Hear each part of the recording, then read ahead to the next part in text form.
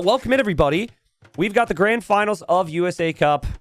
And when the tournament started, people were like, we're going to see Daniel in the finals. In fact, everyone seems to think that Daniel is going to win the final. He has been, as my Twitch chat at the bottom right is not showing, weirdly enough, he has been insane. He has been our shining star in the United States for years and years and years. But he's less active these days, right? He's less active. He's, working full time, being an adult. Lame. And so maybe there was some question on if he was going to be able to maintain his form, but he is incredibly good. Actually dropped 200 elo over the last couple weeks. He's only 2,500 elo now, but typically he's around 2,700 elo. And here he is playing as the Persians. On the other side, we've got Smokey. Smokey, 18 years old, made the finals, lost 2 games in the whole tournament after Daniel only lost once. Smokey, young talent who's maybe got some potential to go even further with this skill over time. Smokey's got an amazing start with this wood line. Like this, I've noticed this myself. Sometimes you get these 2 wood lines that have combined here. That is actually incredible for Smokey here. And he's picked the Japanese too. And if you can have a good opening with the Japanese and open man-at-arms, I think they are one of the best civs here. Daniel out this way. And Daniel collected a couple cows, which you can do on this map. He brought his scout over here immediately. And if he continues on, he might be able to catch a couple more. Might actually use this cow to find another cow. So I guess Daniel won't have the best wood situation, but he will have really nice food transitions. Typically on evacuation, you see a couple fishing ships, but then it's all about can you move out to the outer area without taking lots of damage because you'll run out of wood. But again, for Smokey, I don't think you run out of wood nearly as quick here. So Daniel might be trying to stop him from evacuating, but realistically, I just don't know if that is going to need to be something that Smokey needs to do. I think if Smokey adapts to that aspect and stays a little bit more inland on the cracked terrain, it could make more sense. But yeah, Daniel's going to have those food come back home. In theory, what I always like to do on this map is I would just sit here and just like collect the cows that the opponent ends up sending to their TC. Daniel trying to push in some extra food here, which is a lot of work when he's doing everything else. He will also drop the dock over this way. And the dock is already up for Smokey. A little bit faster here, but that makes sense because the Japanese have the wood savings on the lumber camp. And Daniel bringing in the cows, bringing in his rhino here. Like I said, guys, a lot of expectation. Like, Daniel's just expected to just win every set in this tournament. Like, it's not even intended. It's not even supposed to be close. So if he drops a game versus a very solid player, like Daniel's weakness at the very highest level has maybe been mentality. Like I think he could it could start to affect him a little bit. But I think Daniel's supposed weak mentals is probably just because he would play as the underdog in situations. I think as the underdog he's struggled there, but I think as the favorite, things will be a little bit different. T90 logo's missing. Is it not like the USA Cup for us to not follow the rules? Here in America, we break the rules. Can I add it in between games, or is Paradox going to get mad at me? Paradox, can I add it in between games to focus on the cast here? If you really want me to throw the logo up, I can do it. Sorry. Just let me know. I'd like to do it in between games. I want to focus on the things at hand here, if at all possible. Daniel almost runs underneath the TC, does run underneath the TC, takes some damage. The TC position's kind of fixed as well, so I don't really love that. And again, I don't love his map. Like, his map is not as good. This wood situation is way better for Smokey. I don't know if anything ever changed from like the versions of evacuation that I'd used in tournaments in the past, but I noticed in my prepping sessions, occasionally one player just gets this big clump. Also, you have I've noticed with some of the generations here, the resources out here are a little bit different sometimes, but both players have a very similar situation. Daniel's expecting man-at-arms. Daniel's going for some pretty epic walls here. And this is a lot of investment into walls. I think for Smokey, this is going to be a good chance to get some initiative here against Daniel early. I really like Smokey's situation. The only thing that's going to be weird for him is the food transitions because he didn't get the cows. So I don't know what Smokey's scout was doing this game. But he didn't actually go to the outside too much, which was a surprise to me. He didn't go to the outside at all for the cows, which I would definitely advise against. T90, will there be a halftime show? I guess that would be very USA Cup. I wasn't intending on doing a halftime show, but maybe we could figure something out. We could do a hydration break, yeah. We'll do a hydration break here today. Daniel going for an archer range. As Smokey will have seen some of the walls. And there go the militia. Daniel also saw the militia with his scout. Daniel up very quickly to feudal. As Smokey with the resources collected lead. Japanese fishing ships pretty strong. What will Smokey's transitions be like, guys? The openings you'd expect to be solid. Felt like against Daniel, my openings were all right. I'm not even going to use the word solid because there's always things that could be slightly different there. But now it's can he continue throughout this game? And can he do something here against Daniel? Now with crack terrain, the Palisades are going to go down pretty fast here. And Daniel, okay, so this is what I'm seeing. Like, you see Daniel, a little bit of indecision and uncertainty here. That's Japanese man-at-arms on the hill. I think you need 2 repair vills here, Daniel. He placed a stone wall for a second. And now he's going to repair. I mean, if you sit the archer behind, he has to repair the next wall too. Daniel's not repairing with both vills. He's not repairing with both vills. He's bringing the spearman out. He's still not repairing with both vills. The archer's there, the spearman's there, and Daniel's going to hold. Really smooth from Smokey, though. I want to see these transitions here. Archer range is up. We're going to have some skirms on the way. Also adding a hawk now. That's very good. Eventually can move out to the water where Daniel's dropping a second dock. And Daniel will drop a blacksmith too, planning on fletching, which should be no problem because he's got the food underneath the TC. We have a mill on the outside here from Smokey. So Smokey's hoping to expand. But this is where, like, you have a long period here where you do not have a lot of food income for Smokey, which really limits the skirmisher production if you wanted to make a lot of them there. Daniel's archers are out now. Curious on the ranged unit micro between these two because Daniel's ranged unit micro is typically insane. Smokey attacking over there with his scout. Smokey's scout goes down. Smokey also taking a trade here, though. And Smokey might be able to snipe an archer. And he does snipe the archer. Daniel will be a little frustrated he didn't get that archer there himself. That's not bad for Smokey. And this is, of course, good for Smokey. You got a lot of wood floating. They can't go to farms yet because the mill isn't completed. But that will be completed in a moment. Nothing on water for Daniel as far as Navy goes. He has 5 fishing ships, but it doesn't look very efficient for me. And now he's going to go to the outside, place a lumber camp there. Gonna be honest, I don't love Daniel's position. Like, he's not pushing forward. Fletching was a little bit late. He's reacting a lot. This is a very strong start for the underdog. And this could maybe be how you start the series against Daniel. If you could start fast, like my best chances against Daniel were that first game. And then it's like, I think once he gets that win, his mentals calm down and then he starts to stabilize a little bit. 3 archers moving forward. No scout now for Daniel. Smokey wants to wall this way, but if Daniel gets there first, this could be the first real instance where Smokey has some issues reacting to Daniel. Smokey's not making it through, and Daniel's defended nicely at home, and there's the archers. Fletching's in. He's going to get close to the Vill, so Smokey doesn't have time to react. That's also Smokey's house villager, so Smokey could get housed here. Daniel's still having some issues, but he brings the range units over to attack, and the villager actually survives. Villager actually survives for Smokey. Beautiful play. Over here, Daniel's archers still attacking. Smokey sniping the archers. It's a very good start for Smokey. Daniel's definitely being tested here in the first game, guys. Daniel not really microing as much as you would expect in some of these situations. Also, still no mill on the outside for Daniel, which means no farm transition, which he very much needs. The Hawks are engaging out here too. And this Hawk, I think, did kill... I'm not sure how it has 2 eco kills, to be honest. I guess maybe it was 2 fishing ship kills. That would be the obvious thing.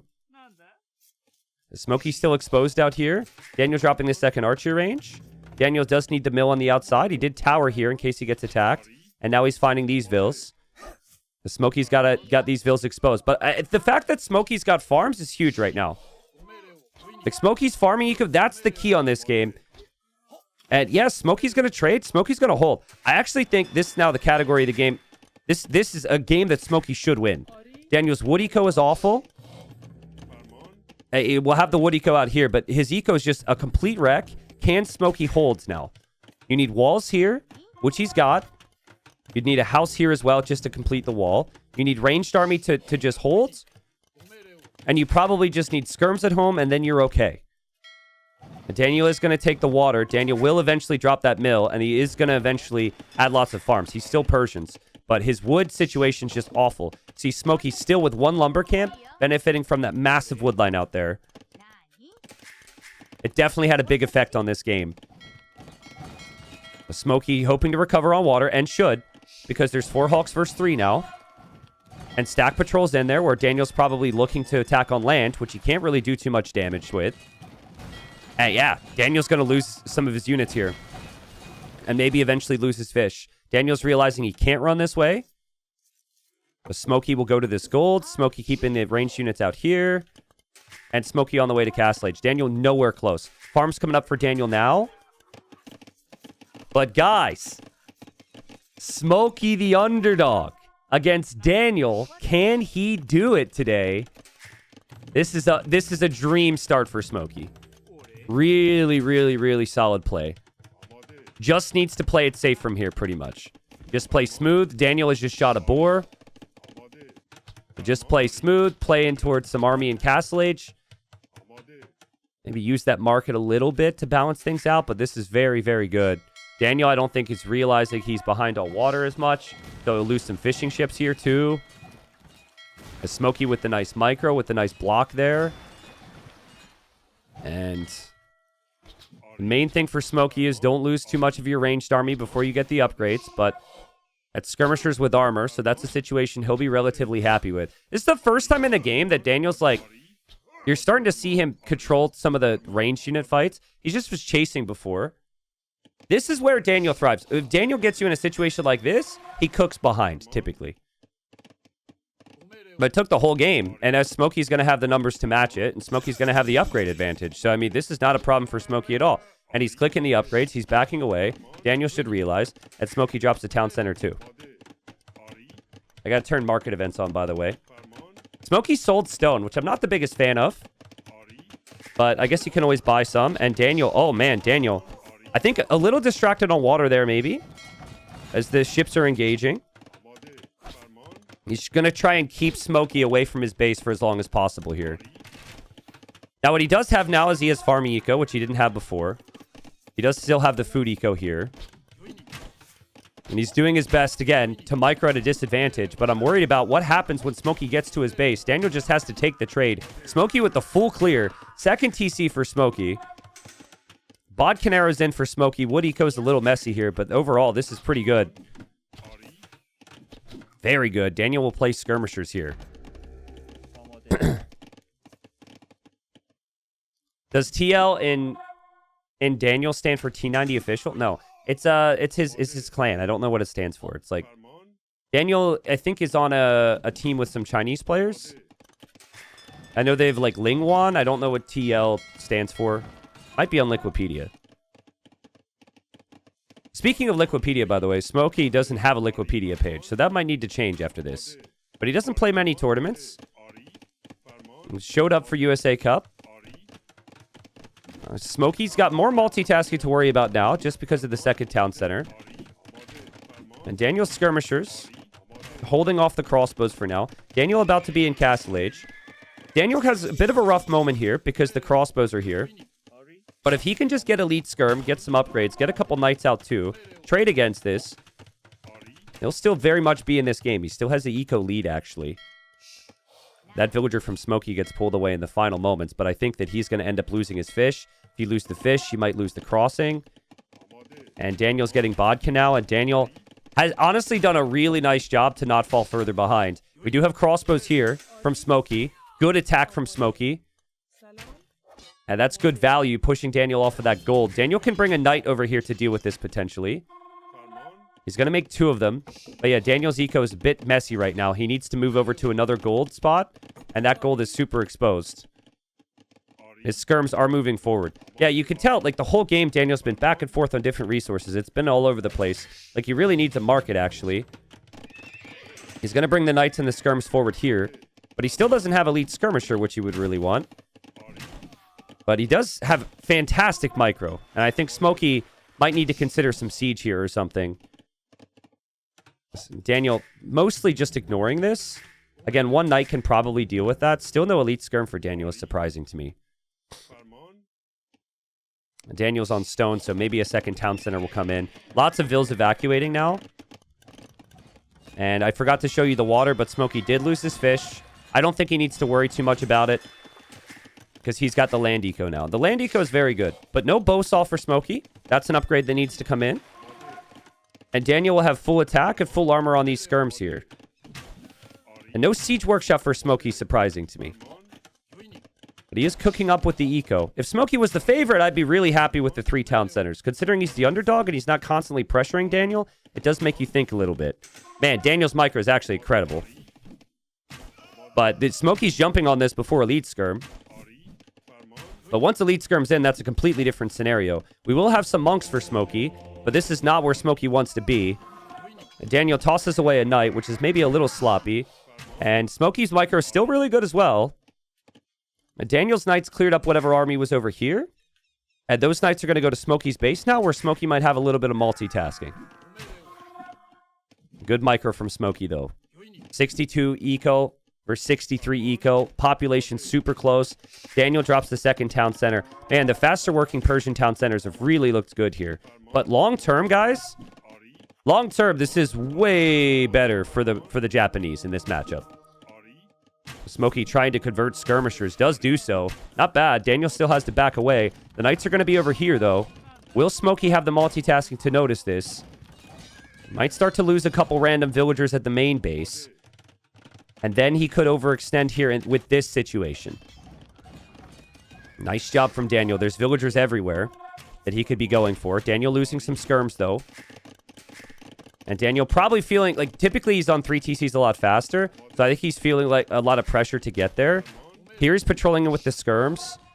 Smokey has a lot of idle time. He's housed right now. These villagers look messy, and he's got to deal with these knights. But he does have monks around. He is ready. Will Daniel engage or what? Does he delete maybe? He deletes them. Smokey had the monks waiting in the perfect positions, and Daniel did not want to give 2 knights to the opponent considering he's playing skirms. Smokey was very late with any siege this game. You could tell he's a little worried about the front of his base right now. He almost placed the siege workshop further forward. But hey, he's got the monks out. And again, like that's enough monks, and it's just enough every single time. Put Daniel in an awkward position here. No horse collar for either player. Daniel's eco still looks really, really messy compared to Smokey's. Smokey's got super smooth transitions. And monks are still converting skirmishers over here. It's kind of crazy. Daniel's going to send it, guys. Daniel doesn't know there's the siege workshop. He really wants to pressure here. But if there's siege, I don't think he can easily justify it. But he's about to bring it. And how this plays out is going to change this game. Smokey wanting another town center. Okay, Daniel sees the siege workshop now. He does snipe the monk. Where will Daniel castle? Do you really want to castle in front of the siege workshop, Daniel? That'd be risky. He's going to add his own siege. Got some more knights headed over this way, and random skirmishers too. We also have crossbows from Smokey moving forward. There's not a lot of damage to be done there. There's Daniel's castle. That is a crazy man's castle right there. That is a confidence castle. And there's army over here that Smokey will look at. This castle's insane. Can Smokey see it? Smokey sees it. Daniel's just diving. Where are the monks for Smokey right now? The monks are not in position. The monks are over here, maybe? I don't see the monks. The knights are here, and Daniel's castle is going to go up, which puts Smokey under a lot of pressure. The siege workshop might eventually go down. But if Smokey could get his own castle, he does have good resources for Imp. There is an attack here from Smokey too, and Daniel doesn't have anything to deal with that. He doesn't have the skirms around. So he's going to need to get some army back home, and he actually goes for a forward TC. Ram from Daniel is actually really nice. This castle will shoot this TC down in time, and then the monastery, and then the siege workshop. It's a lot of skirms back here from Daniel, but Smokey having the army over here could be an issue. Thing is, Daniel's economy is not very smooth right now. So he needs his military to work out for him. Smokey's played it really well, though. He's killed a lot of knights here. And he still can run back here where Daniel's got exposed eco. Those skirms don't exactly want to run home right now. But it's feeling pretty awkward to have this much on the front. Skirms will head this way to deal with those crossbows from Smokey. Daniel will build a tower on the front. Daniel's all over the place right now. Smokey's all over the place too. But I mean like mentally too. I imagine for Daniel he might be a little all over the place. And Daniel's skirms are going to have to get some crazy value here. I think Smokey should win this game. Will he win this game, though? Crossbow's still running around. Daniel's Vil efficiency's gone way down. He's sending Siege back home. Daniel's going to micro like a maniac with these skirmishers. Monk's not being here to protect the Mangonel could be an issue. Like, one knight coming in to snipe the Mangonel, suddenly Smokey has issues. Where's Smokey's market? Smokey needs a market. Smokey needs to click up to the Imperial Age here. There's the knight. Smokey trying to get those quick walls. Daniel's hunting for the Mangonel, which is left. These crossbows are still over here. These crossbows are going down. And Daniel actually, like, I think he could stay here. Bring the knight, move in. He did take down the town center. Daniel needs to add a lot of farms here. Smokey is clicked up to Imp somewhere. It's in the back TC. I think Daniel will come home. Daniel's going to get a full clear on Smokey's army here. That's the goal. It should be relatively easy for him to do, especially if Smokey doesn't notice that. Oh, man. Smokey's looking on the front. Smokey's busy with this micro, and Daniel says, hello. That's crazy that Daniel's clearing up the army and simultaneously winning what could be a 1v2. Oh, Smokey loses everything. And that's what I was talking about at the start of the series, man. So I'm coming off a fresh sweep when I played up against Daniel. Daniel requires so much extra focus on the micro that it changes the rest of the game, right? But it really took a long time because Smokey's opening was so clean. Smokey always had the initiative. That, like, Smokey, he had the control. But now there's a lot of pressure for the underdog. And now is when you start to see the big difference with Daniel's micro, which we've been kind of advertising and waiting for. But yeah, now it's really happening. Villagers are going to go down here. The skirmishers are going to come in as well. Daniel's going to fix his eco. He went from 16 on food to 37. I think a lot of that's berries, to be fair, but maybe some of that's the fish he's adding as well. And Smokey needs a castle right now, but like where? You need a castle somewhere safe. And Smokey's got villagers so everywhere. No! Smokey! This is so painful for Smokey right now. He's losing so much. Daniel's coming in to drop another castle, but Smokey's is already on the way. And Smokey's will go up. Daniel knows that his opponent might be on the way to Imp. Smokey's will go up. Daniel's going to drop one over here now. And he's bringing the Mangonels to pressure this TC. He runs away with the skirms. Daniel's full send mode. And Smokey's no army mode, hoping that Trebs win the game. I mean, I don't know if I love this castle for Daniel because it is just a second castle that can be Trebs down. But when you're behind, you need this type of move, I guess. He does still have some random armies around here, but Smokey is pretty much fully evacuated here. I think Daniel's other castle will go up. He's still harassing an awful lot here, and Smokey's kind of constrained on where he can take resources, right? Like, he can't consistently take res at the moment. Daniel's going to start to mass cav archers behind, which there at least he's not spending food. But the micro from Daniel there is just exceptional. Like, those skirmishers should be dead. They're still alive. He's still getting hits. The Mangonels are taking down this TC. But Smokey having the monks there is also really nice. Daniel's bringing Mangonels this way. Did you guys see the switch? Where Danny Boy just turned it up a notch? Because I did. It's been the last 3 minutes, and now he's on the way to the Imperial Age.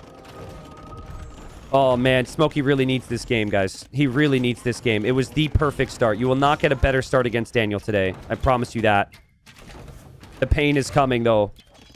The pain is coming. The Mangonels are going down. Daniel is fully locked in. Oh, no, Smokey. Daniel's vills are trapped here, by the way. I don't know if he realizes that. Because he's killing here, and he's killing some stuff here, too. There are crossbows with Bodcanero, though. And Smokey's realizing that, so Smokey's army actually becomes significantly stronger now. Smokey still has every resource he needs except for stone. Daniel can kind of take anything because he's got all the map. But Daniel's got eco here. So if Smokey pushes these castles, It's not a very good situation for Daniel. I also, like, don't know, like, what army you make as Persians here. I think you just continue to make skirmishers and maybe mix in hand cannons and bomber cannons, but... If Smokey just wants to stabilize, I like this. If you just castle this and wall this area, then Daniel can't attack you over there. Daniel's going to lose this castle. But what a great job from Daniel to come back in this game. Like, he was really far behind. And Civ late game is way better for the Japanese, I think. If Japanese play in towards Halb, it really neutralizes the cav for the Persians. And that's typically what the Persians want to play. Daniel is building his own castle here. And will farm behind it. He will lose his cav archers there, though. It's again, Smokey's had a real good last couple minutes here. I think Daniel needs to keep skirms alive. Smokey needs to get more on gold. Smokey has no gold right now. Converts that knight. There is gold here. Also has one relic. Daniel getting the skirm armor and needs more skirmishers. I think he's been one archery range the whole game, though he's got two now. And he does know about this castle, and Smokey doesn't know about this castle. So Smokey won't go that way. Smokey's like, I'm safe now. I need to pressure here. I'm really surprised that Smokey's floating so many resources. There are a lot of instances where I would expect him to like sell off the food. But I mean, that's good macro to have after this much pressure. He's got very good farming eco. He will drop barracks now. So he's planning on going in towards some halbs to counter cav. Daniel will lose lots of vills over here, and he's dropping towers to protect himself. Again, this looks extremely random and chaotic from Daniel. I think if he's patient, if he waits for 4 trebs and he makes a move on this castle, though, Smokey might lose that castle much faster than he's expecting. And Smokey still doesn't have the Arbalest upgrade. But this is what Smokey does really well. It's like a good, slow, structured approach. That's what the Japanese do well with, too. I think he should just go creep with castles. Castles here, take your time. These crossbows are running around. Daniel will take some losses. Skirmishers will chase that down, but lacking bracer kind of hurts. And also, if Daniel doesn't garrison these towers, I mean, these towers don't kill this army as fast as Daniel's hoping for. Yeah, Daniel's not seeing that. I think that's fine for Smokey. But Daniel can also lose a couple vills and recover, because he's Persians. And now he's got the trebs here, and Smokey realizes that castle's going to start to go down fast. He does immediately react, though, and he's queuing up a couple samurai to go after those. And he does kill a lot of villagers here. And his trebs are still doing lots of work over here. But now Daniel's got light cav here? Daniel will go for some raids. He won't stop that castle because there's pikemen. These light cav might get to the back, though. Smokey's castle, unfortunately, does go down. And Daniel's 2 trebs were just enough there. And Daniel, oh man, 70 on wood right now. He's got to balance that out. And again, he's got an army type problem. These crossbows got value. And Daniel is less on gold than Smokey. Daniel never scouted this. He doesn't see any of this stuff over here. Because he never really went that direction in this game. But does Smokey see the raids in the back of his base? Looks like he does. Yeah, Smokey has lost most of his crossbows now. Now he's going to make a switch into Halb because he's seeing the light cav. But oh god, he's losing the main base.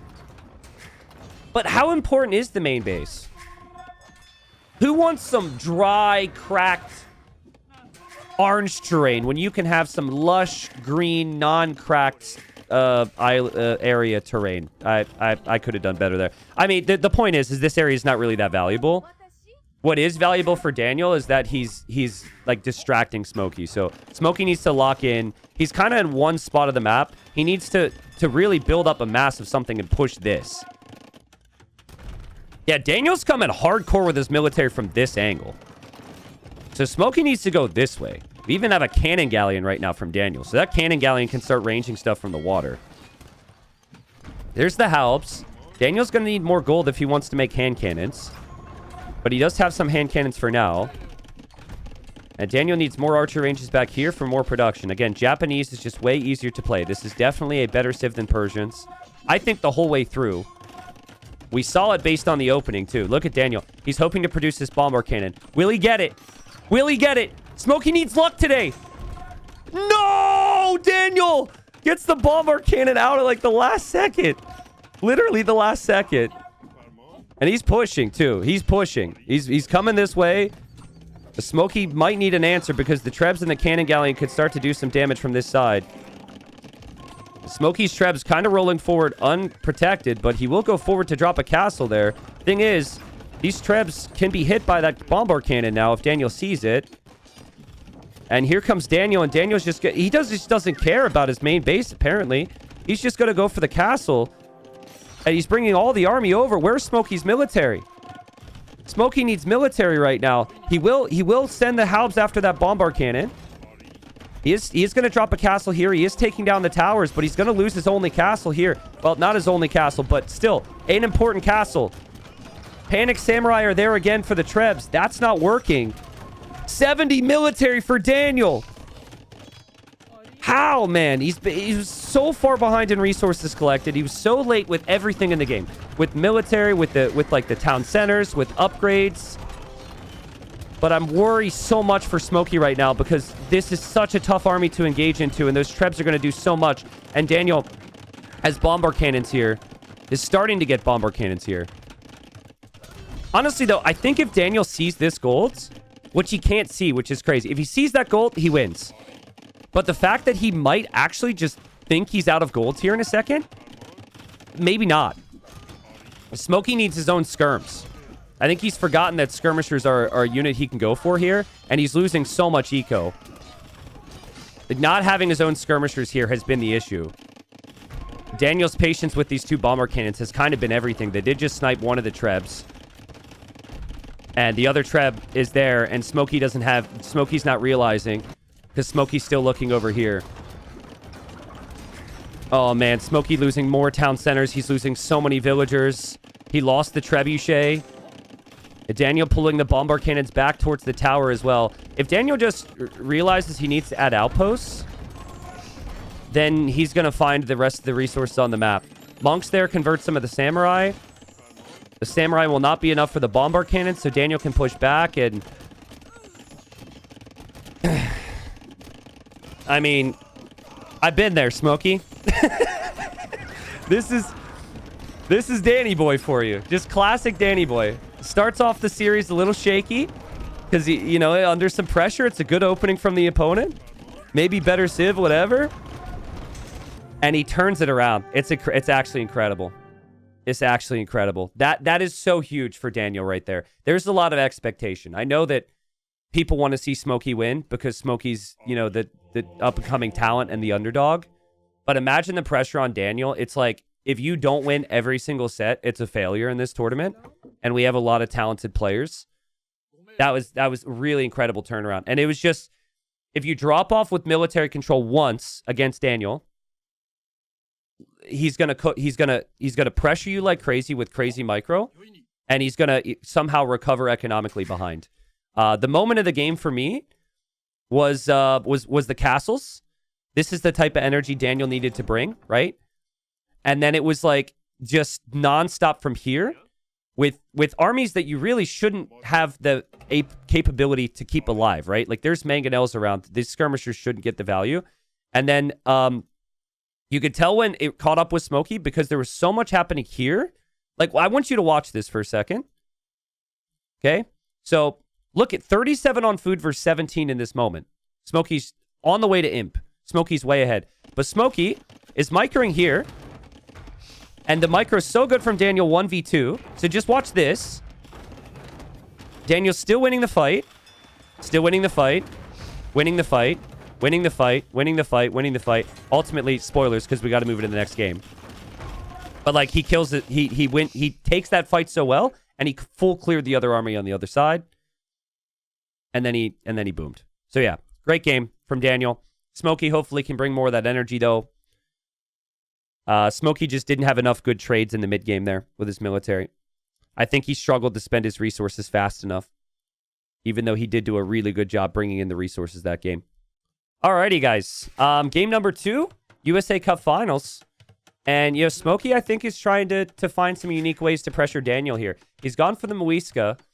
It's cheaper to go up to each age with golds. The big thing with this Civ, really, though, is the monks. And Smokey says, well, that was an odd loading lobby. Yeah, lobbies have been super, super bugged. Daniel and I were also talking about it in our semifinal about how buggy the lobbies were. But guys, like, I was expecting Daniel to play Burgundians here. He goes for Khmer.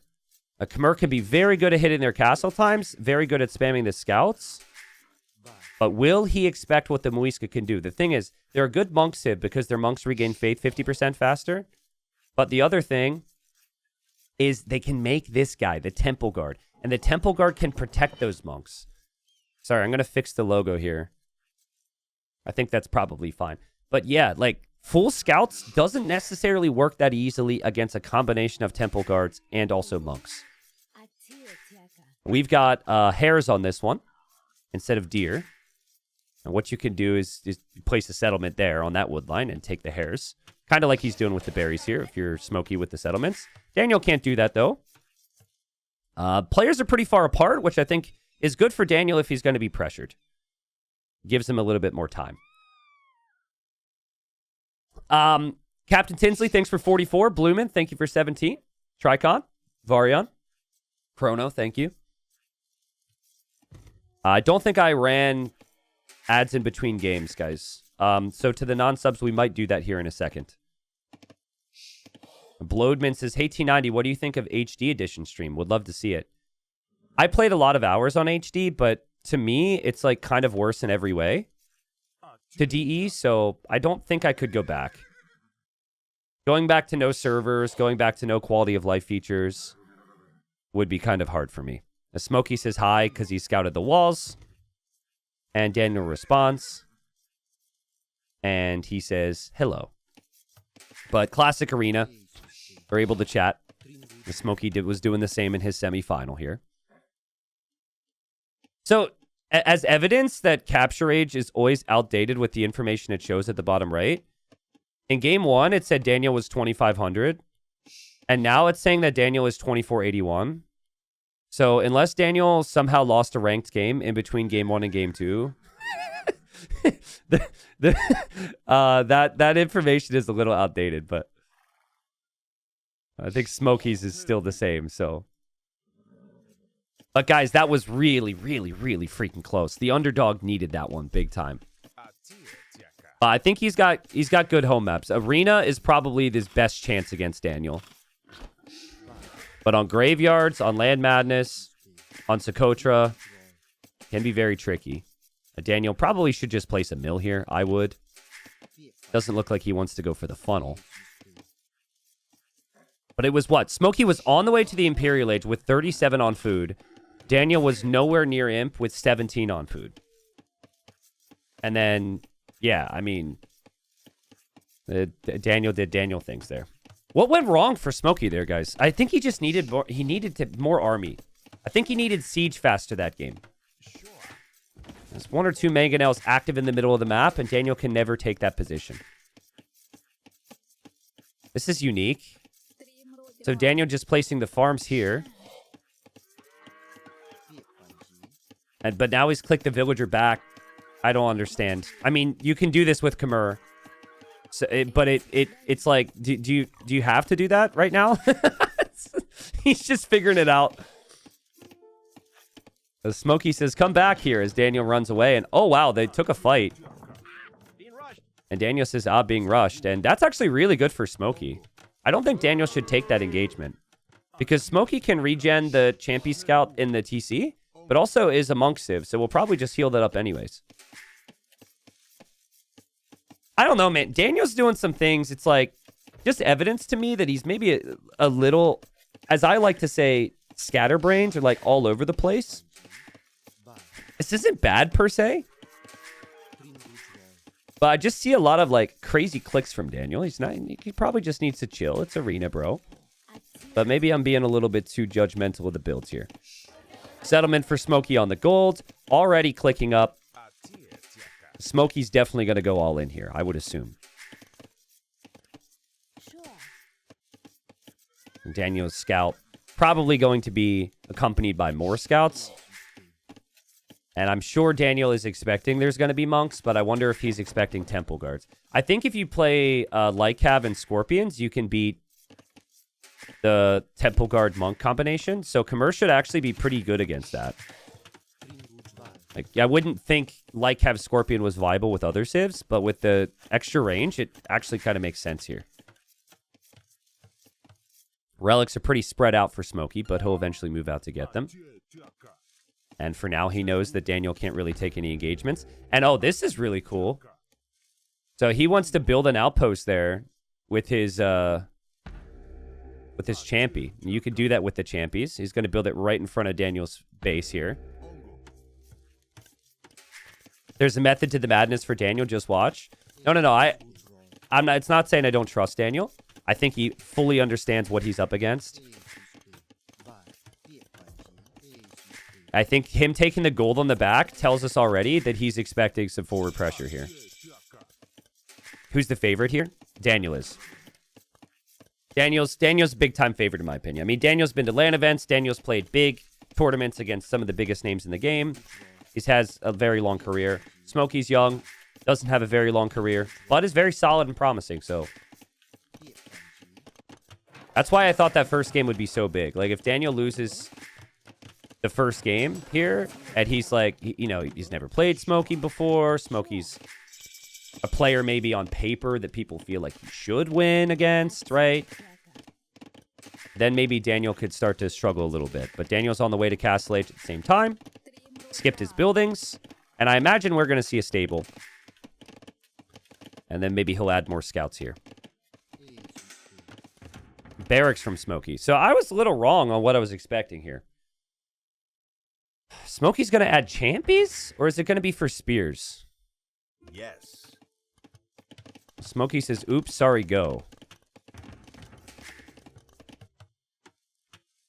I mean, Champies for map control doesn't feel like a great play, in my opinion, because I think Champies die to Lycav. Require too many upgrades. A couple Spears with the Monks is fine, in theory, if you don't want to go for the Temple Guard approach. But it does feel like Smokey will maybe play more defensive. But, like, why, if you're going to be making a monastery that gives you Temple Guard, why even make the barracks? I guess Spearman is way cheaper. And let's be honest, Spearman is way easier to use if you're not used to going for Temple Guard, so. And Daniel's still not moving out with his scout. He actually could, by the way. That scout could be at least outmaneuvering things in the middle of the map. But he's going to have more scouts now. Okay. Wonder what Daniel will do. This outpost might be a mind game. If I saw this outpost, I'd be thinking, A, there could be a Vil out, and there's another one. B, it's like, I'm expecting the all-in, because they don't have all the stone required to go for the full boom. And Daniel's just going to attack it for now, which, of course, Smokey will see. And now Daniel sees the Spearman. And now here comes the two villagers from Smokey. So, yeah, Smokey's going to go for some pressure here, as expected. And Daniel will go for a monastery. And Daniel's scouts maneuvering around. He sees the spears. And he will have to micro here. And Smokey will kind of see him from those two positions there. Double monastery here from Smokey. Spears to protect monks. This is what Muisca are very good at. And Daniel knew this was coming, though. Daniel goes for a town center. That's an interesting approach. I think he goes for the town center because he doesn't see the monasteries. Typical play, you're not going to go for a boom just yet against a lot of pressure. But also, eco is eco, and Daniel showed us in the previous game how good he can be with that, so. He's looking around. I think he really wants to kill that Champy, and he's going to go in, and he's gonna micro, and he's going to take that Champy, and that was... If he doesn't go right then, I think that Champy gets fully healed up. So nice play from Daniel. Will have his own monk coming forward, which can convert the spears. And the monks are moving out to get relics, I guess, for Smokey right now. Daniel's bringing his monks right now. I don't think Smokey is expecting there to be a monk here. He's also dropping the siege workshop. There is a scout over here, maybe thinking about that relic. And now Smokey's siege workshop vills are getting a little distracted. And siege workshop could even be denied here. Daniel, I think, actually just wants to convert a spear. But nope, no, I'm wrong. He converts the Vil and then deletes it.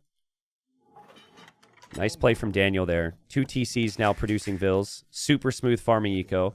They should never lose this monk to a spearman. He could just pull this back inside. Smokey should not dive here. Yep, Smokey stays in the gate, though. Makes it interesting. And Daniel loses his scout. Will he lose 2? No, he will not. Wasn't too bad for Smokey. T90, it says best of 7, but there's 5 boxes on the screen. Okay, well, I can fix that. You want more boxes? Here, we'll make it 10. Boom. Done. Look at all the boxes. Paradox might change it midway. He's the admin. He can do anything he wants. Scout's going in. There's not enough spears to protect now. And that's going to be 1 down. There's the temple guard now. Is there going to be 2? Are all the monks going to die for Smokey? He does get the gate there. And does he get a conversion? Maybe. No, he does not. But, I mean, the ram's already there. Daniel needs a siege workshop, in my opinion. And, oh, the scout did get converted. A lot of pressure here. Daniel doesn't want to go for siege, I guess, because he's expecting there to be... he's expecting the monks to get redemption. Has his own monks around still. Can convert the scout back. I think that's a conversion. No, it's not a conversion. Not bad for Smokey. The temple guards are on the way. Daniel's going to go cav archers now. Wow. Cav archers, no blacksmith yet. He needs that for fletching. This could get really awkward for Daniel. There's going to be random siege units around. But also at the same time, I feel like Smokey is so little military right now. That monk's exposed. Daniel goes in and gets it. And now the temple guard could be converted. And the temple guard gets converted. And Daniel could attack the ram, attack the scorpion. There's a lot of potential here. And now there's another monk for Smokey. And the micro from Daniel's too good there. Smokey's just chasing. And the ram goes down to the temple guard. Oh, the betrayal. A little scrappy, though. Daniel could also lose the scouts right away. He's still massing more army. But Smokey, you need a mass with this typically. And he's 10 villagers behind. Just 1 TC from Smokey. It feels like there's a lot of different ideas here. We're going monks, we're going temple guards, we're going scorpions, we're going mangonels, we're going rams. What is actually your main commitment? It feels like on paper he had an idea here. Daniel snipes the villager. And could convert another temple guard. Did Daniel get atonement, by the way? Do you have to get atonement for these things? I kind of thought you did. He doesn't get atonement, so apparently not. I actually didn't know that. So going for your own monks was a really good play from Daniel. It kind of feels like this attack from Smokey is going to do very little now. But maybe he can hop out. He's actually got a chance here. If he hops out with the monks, you take a risk. I think you have to. Before the cav archer number gets higher, you convert them all. It can change the game. I think he's going to do it right now. There we go. Daniel needs to focus the monks. He does immediately. Will he get that one? Okay, gets 1. There's now siege here. There's a lot happening. The conversions come in for Smokey. His mangonel also denies the siege workshop. He has more cav archers than Daniel does. Smokey's back. Smokey's back. And he can make more monks as well. And Daniel, I thought he kind of built up there like he thought he had it locked. But he's going to need to fight a little bit harder here. I think he needs another siege workshop. Might need to consider a rewall in his base. And more monks are coming from Smokey. This could snowball fast. Daniel, he lost a lot of scouts this game. He doesn't have Bodkin arrow on the cav archers. There's still a hole in his wall. You lose 1 more army here. And suddenly Smokey just completely snowballs this. And Daniel needs to be super careful. Monks are going in this way. Cav archers still don't have the upgrades they need. And more conversions happen for Smokey. And more kills happen for Smokey. And Daniel runs out to kill the monk. I don't know about this. It's a lot of chaos. The redemption's not in yet for Smokey. But he's got 4 cav archers. And Daniel's got 5. Daniel maybe needs a tower here on his golds. He needs a lot right now. I think he needs to idle his TCs. I think he needs upgrades on the CA.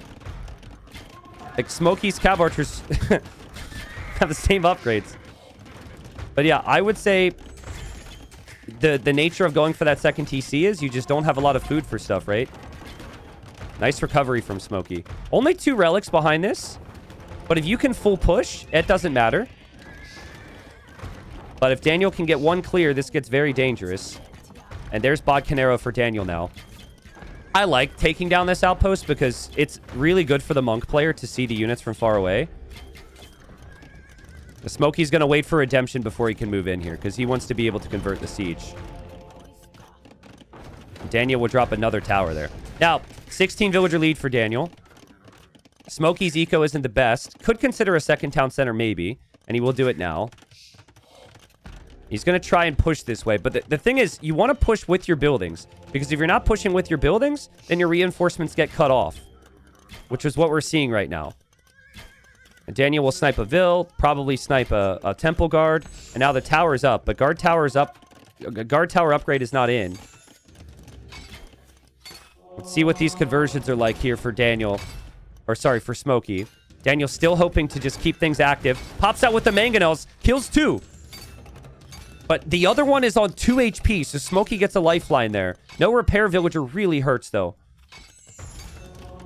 Oh, man. Siege Workshop's getting converted, but the tower's just within range, and the monk goes down. Not being able to convert that Siege Workshop is really awkward for Smokey.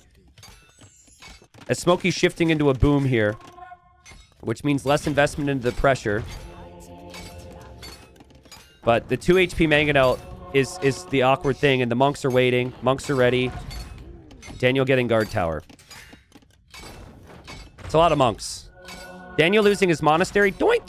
Daniel losing his monastery is annoying because he would have wanted to get devotion here. He might want to build another monastery and get devotion. I don't think you even need to hop out with that Mangonel if you're Daniel. It doesn't really do anything for you now. If he can't convert the Siege Workshop, you don't, and he's not pressuring you with Siege, you don't really need your own. 63 Vils for Daniel, though. Look at the difference in farming eco as well. And the eco upgrades, so good for Daniel. And Smokey's actually full-on backing off here. He's scared to push. He doesn't think he's going to be able to focus on it. And Daniel running wild in the middle. Daniel needs to re-wall his base right now. Re-wall this, and now you just straight boom. Like, you can't let Smokey come back here. This is the opposite of what you want to do with Monks and Siege. You don't want to be chasing like this. And it's the opposite of what you want against Daniel, right? Like, Daniel having the mobility is going to be so difficult for you. Third TC in the back from Daniel as well. So they'll both be 3 TCs. And Scout got converted. Again, frustrating for Daniel. Smokey's really been on top of it with the monks here. Smokey having his own Cav Archers to track has been good. There's the monastery. Again, I think that's just for Daniel to get devotion. I think like Cav and Cav Archers, he can engage on this with devotion and kind of clear up everything. And then Smokey's taking the relics to the middle of the map, which Daniel can just reclaim. Not really what you want. Temple Guards wrecked the light Cav, though. That was really good.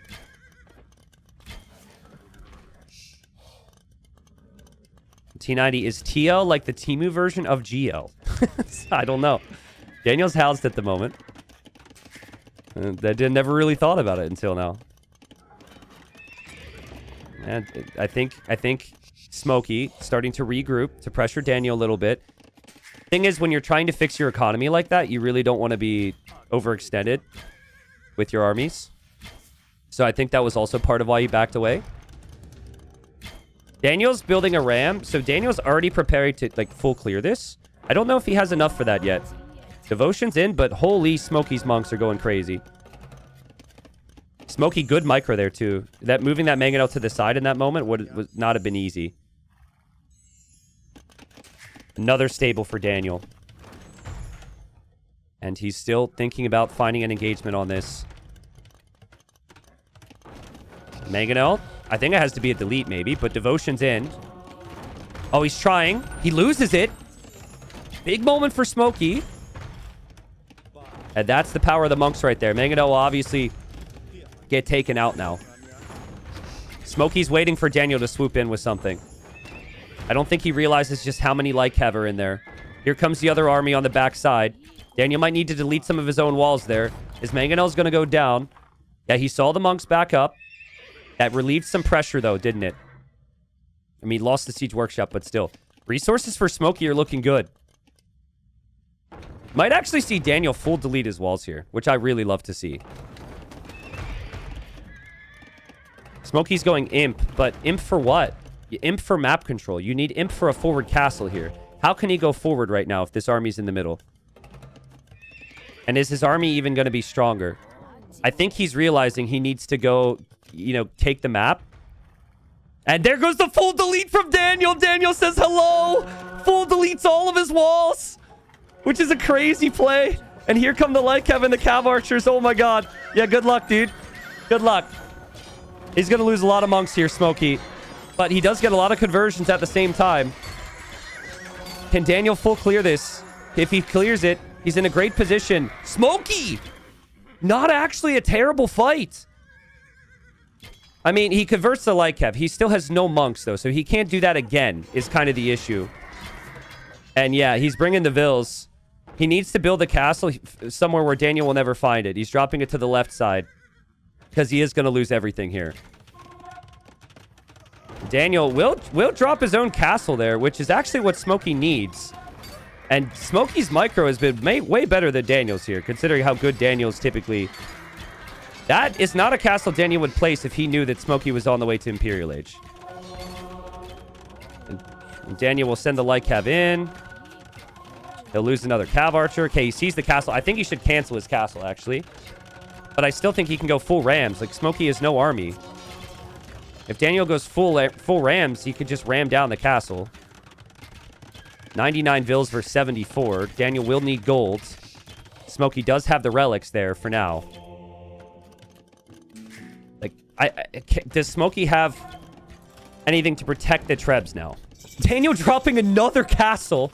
And this is actually so the Trebs can't sit underneath the castle and be safe. That's a crazy call.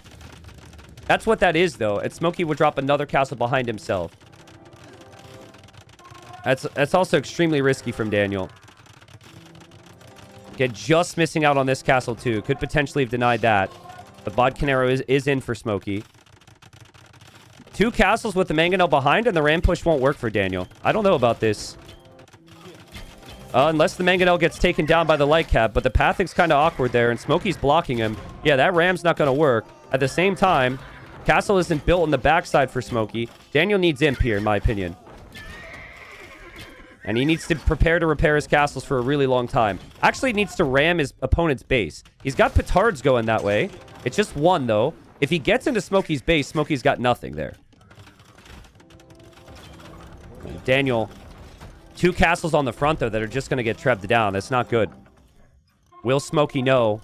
Will he sense the issue that he's about to face with his base? Daniel's massing the 2 petards. He's getting bloodlines for the cav archers. He's still massing light cav. The light cav might follow and loop around this way. Smokey thinks he's safe because it's arena. Smokey's relics are out. That was one of the big reasons he could hang with Daniel's economy. So he needs to maybe try and reclaim those. And Daniel's into his base. Smokey reacts right away. Honestly, an amazing performance from Smokey today. He notices it, but that doesn't mean he has an answer for this. And it does mean that he is pushed off of some of these resources. And under a lot of pressure, too, of course. Daniel needs to snag these relics. Daniel needs to expand and plan for life once those castles go down. Because those castles are definitely going down. Daniel does have a lot of safe eco in the back, so that's good. But that castle will fall. Light cav are going to run into the back of Smokey's base. Smokey wasn't fully walled. Light cav, if they move to the right there, could cause Smokey some problems. Smokey takes down one of those castles. How good are the Guecha warriors here? If you can play, like, full Guechas, if that's a viable composition, this could actually be really strong still for Smokey. Because those 2 castles can fund the whole attack, right? He needs ballistics. He needs chemistry. He's got bracer already. I think Guechas should be really good against... I think Guecha's really good here, to be honest. Oh, but this is not good. He's losing a lot of ills. He has to run. Daniel's gotten in. He's got such good value. The Guechas are actually coming home now. But so many losses here for Smokey. And as Daniel, still not on the way to the Imperial Age, is going to lose his castle. Still making rams. Will Daniel ever go imp? He did start to expand to the right side a little bit. But he's full castle age. And I think maybe Guecha warriors can be the unit. Like if you mass up like 20, 30 Guecha warriors with 4 trebs, Daniel can't kill that. It's a problem. Look at Daniel, dude. He was considering just full-on running to Smokey's base there. But he saw this and maybe thinks he's got an opportunity to go for the trebs. Here come the rams. Remember, it was the Mangonel between the castles that protected the trebs before. Light cav are going in. The castle fire and the Guechas are really good here, man. One Treb's down. Second Treb's going to go down. Third Treb's definitely going down. Not sure about the fourth, but losing all 4 of your Trebs would really slow down this push for Smokey and give Daniel time to get to Imp. Treb needs to be repaired, and Treb is fine. It's still costly for Daniel, though, guys. Smokey needed to re-wall this. Smokey not re-walling this gives him so many headaches. But I think he should buy stone and just drop a castle in Daniel's face and say, fine, like, I'll just kill you then. Because, oh, man, he had a chance to re-wall. The units are back. Daniel even was expecting it to be re-walled, so he used the petard. Mangonel will maybe get sniped by the Lycav. It's not that many Guecha, guys. 50 villager lead for Daniel. He's getting +2 attack on these Lycav. He's not really spending a lot of gold right now, Daniel, so he could last a long time here. And it's tough for Smokey to keep up the production. More villager kills from Daniel on the wood line.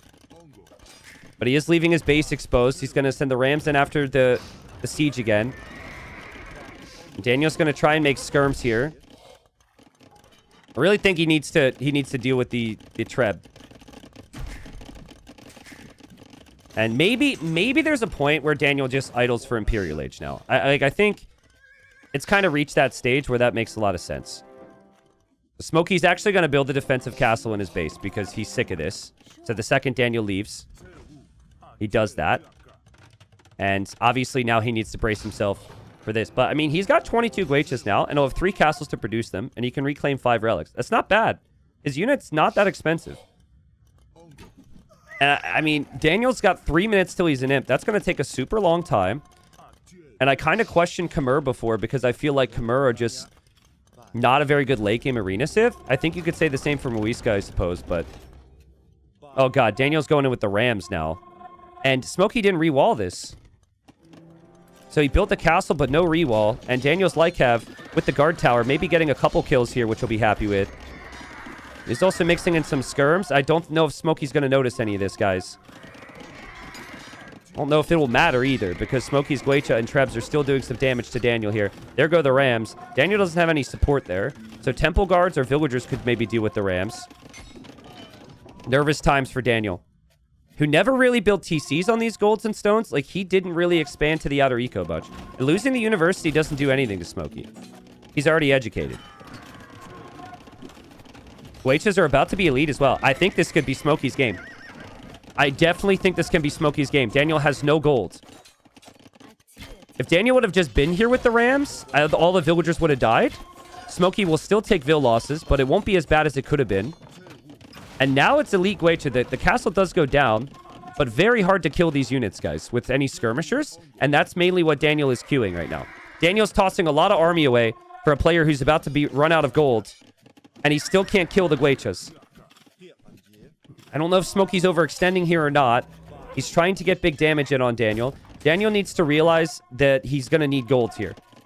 And shift into another gold. Smokey's actually out here on this gold. And all his food eco is idle at the moment because Daniel... Look at him dive, dude. Daniel's just like freaking everywhere. Oh, man, this is so chaotic. But the Guechas can't be stopped. Or can they be stopped? I don't know. Daniel's an Imp. We'll immediately click Imp Armor. He's got a lot of exposed villagers here. Smokey's got 5 relics. He's got 3 castles. It's actually a much easier game for Smokey because he's just spamming 1 unit. Just spam 1 unit and make Trebs. Unit, Trebs. Unit, Trebs. If the unit's good enough, you win. If it's not, you probably lose at this point. What a final it's been, dude. This has been epic. Absolute cinema. Daniel's getting Imp Armor on his Lycav. No chemistry or armor or attack for the skirms yet. But if he held with Castle Age Army, and now he's going to get those Imp upgrades eventually, that could mean very bad things here for Smokey. Smokey might need to consider some siege, some heavy, heavy siege. He's going for mangonels now. Again, this area, like the light bulbs going off in Daniel's brain now. TCs on the gold. Take the stone. Take this area of the map. Like, also, I think Rams are a very good call before. Rams would still be a good call now. But you can actually eventually get the siege ram. He's got 62 on food. So if he does need gold, he could just sell food. That's a lot of skirmishers there.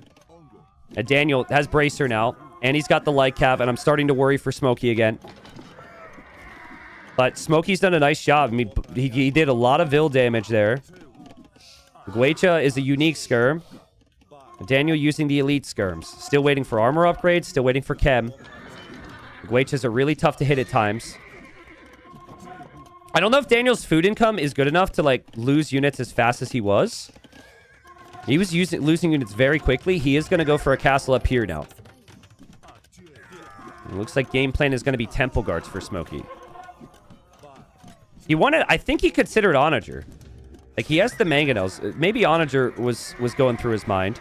Smokey microwing. I keep going back and forth. I keep thinking this unit is OP, and then I keep thinking the unit is bad. Which means it's probably pretty good. That's a lot of skirmishers from Daniel, though. And I think Smokey got a little distracted adding farms back at his base. He's about to get even more distracted because the Rams are coming, and they'll be in pretty quickly. And Daniel will also bring some cav that direction, I'm sure. So you're going to need some defense at home again if you're Smokey. And Daniel also could make some trebuchets there, too. Because he knows that that castle's there, so he could make trebs from this castle now. This was his gold income, though. So it said he had 20 on gold. That was there. Not so easy. He is up there as well, I guess. That's the issue for Smokey, is like he... Unfortunately, he only has one unit, so when Rams and stuff arrive, he doesn't have anything prepared for it. He's diving here. Maybe the Guechas are good enough. But heavy Scorpion for Daniel, and the Rams are in, and Daniel's actually going forward with his skirmishers. Skirmishers with the Rams. The skirms are a little bit behind, though. And here as well, this is still a decent enough fight for Smokey. The value his units have been getting has been great. I think Daniel's kind of overextending here. I think having his skirms right behind... Like, the thought process was there, but the skirms just weren't there in time. Credit to Smokey, though, because Smokey was raiding him everywhere else, and Smokey's still going to keep him active here. What a game, dude. What a game. Temple Guards being mixed in. That's your answer, I guess, to the Rams. How good are Temple Guards long-term here? I'm not sure. But it seems pretty good. You got the armor upgrades. They're very good against the light cav. They're tanky against the skirms. That's not bad. Temple Guards are doing the job. Daniel, I don't think, is realizing either. He's not backing off with these skirms because he's clearing this up here. But that's a lot of micro, and he loses the TC. Has to fall back to his castle. Yeah, Daniel's really needed trebs. But guys, now the Guecha number's down to 17. Ah, man. So much gold for Smokey, though. So much gold. Oh, my God. And he's going to get Elite Temple Guard. I've genuinely never seen that in competitive play. Elite Temple Guard.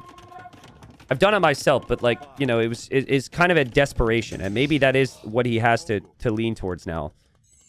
None of these unique techs really help him here. I feel like he actually should run out of gold very shortly here. Smokey. Just double checking. He's got 1,800 gold left. Obviously has the 5 relics, but the relics are next to these castles. So if that ever gets pushed, that's a problem. Daniel could have some gold issues too.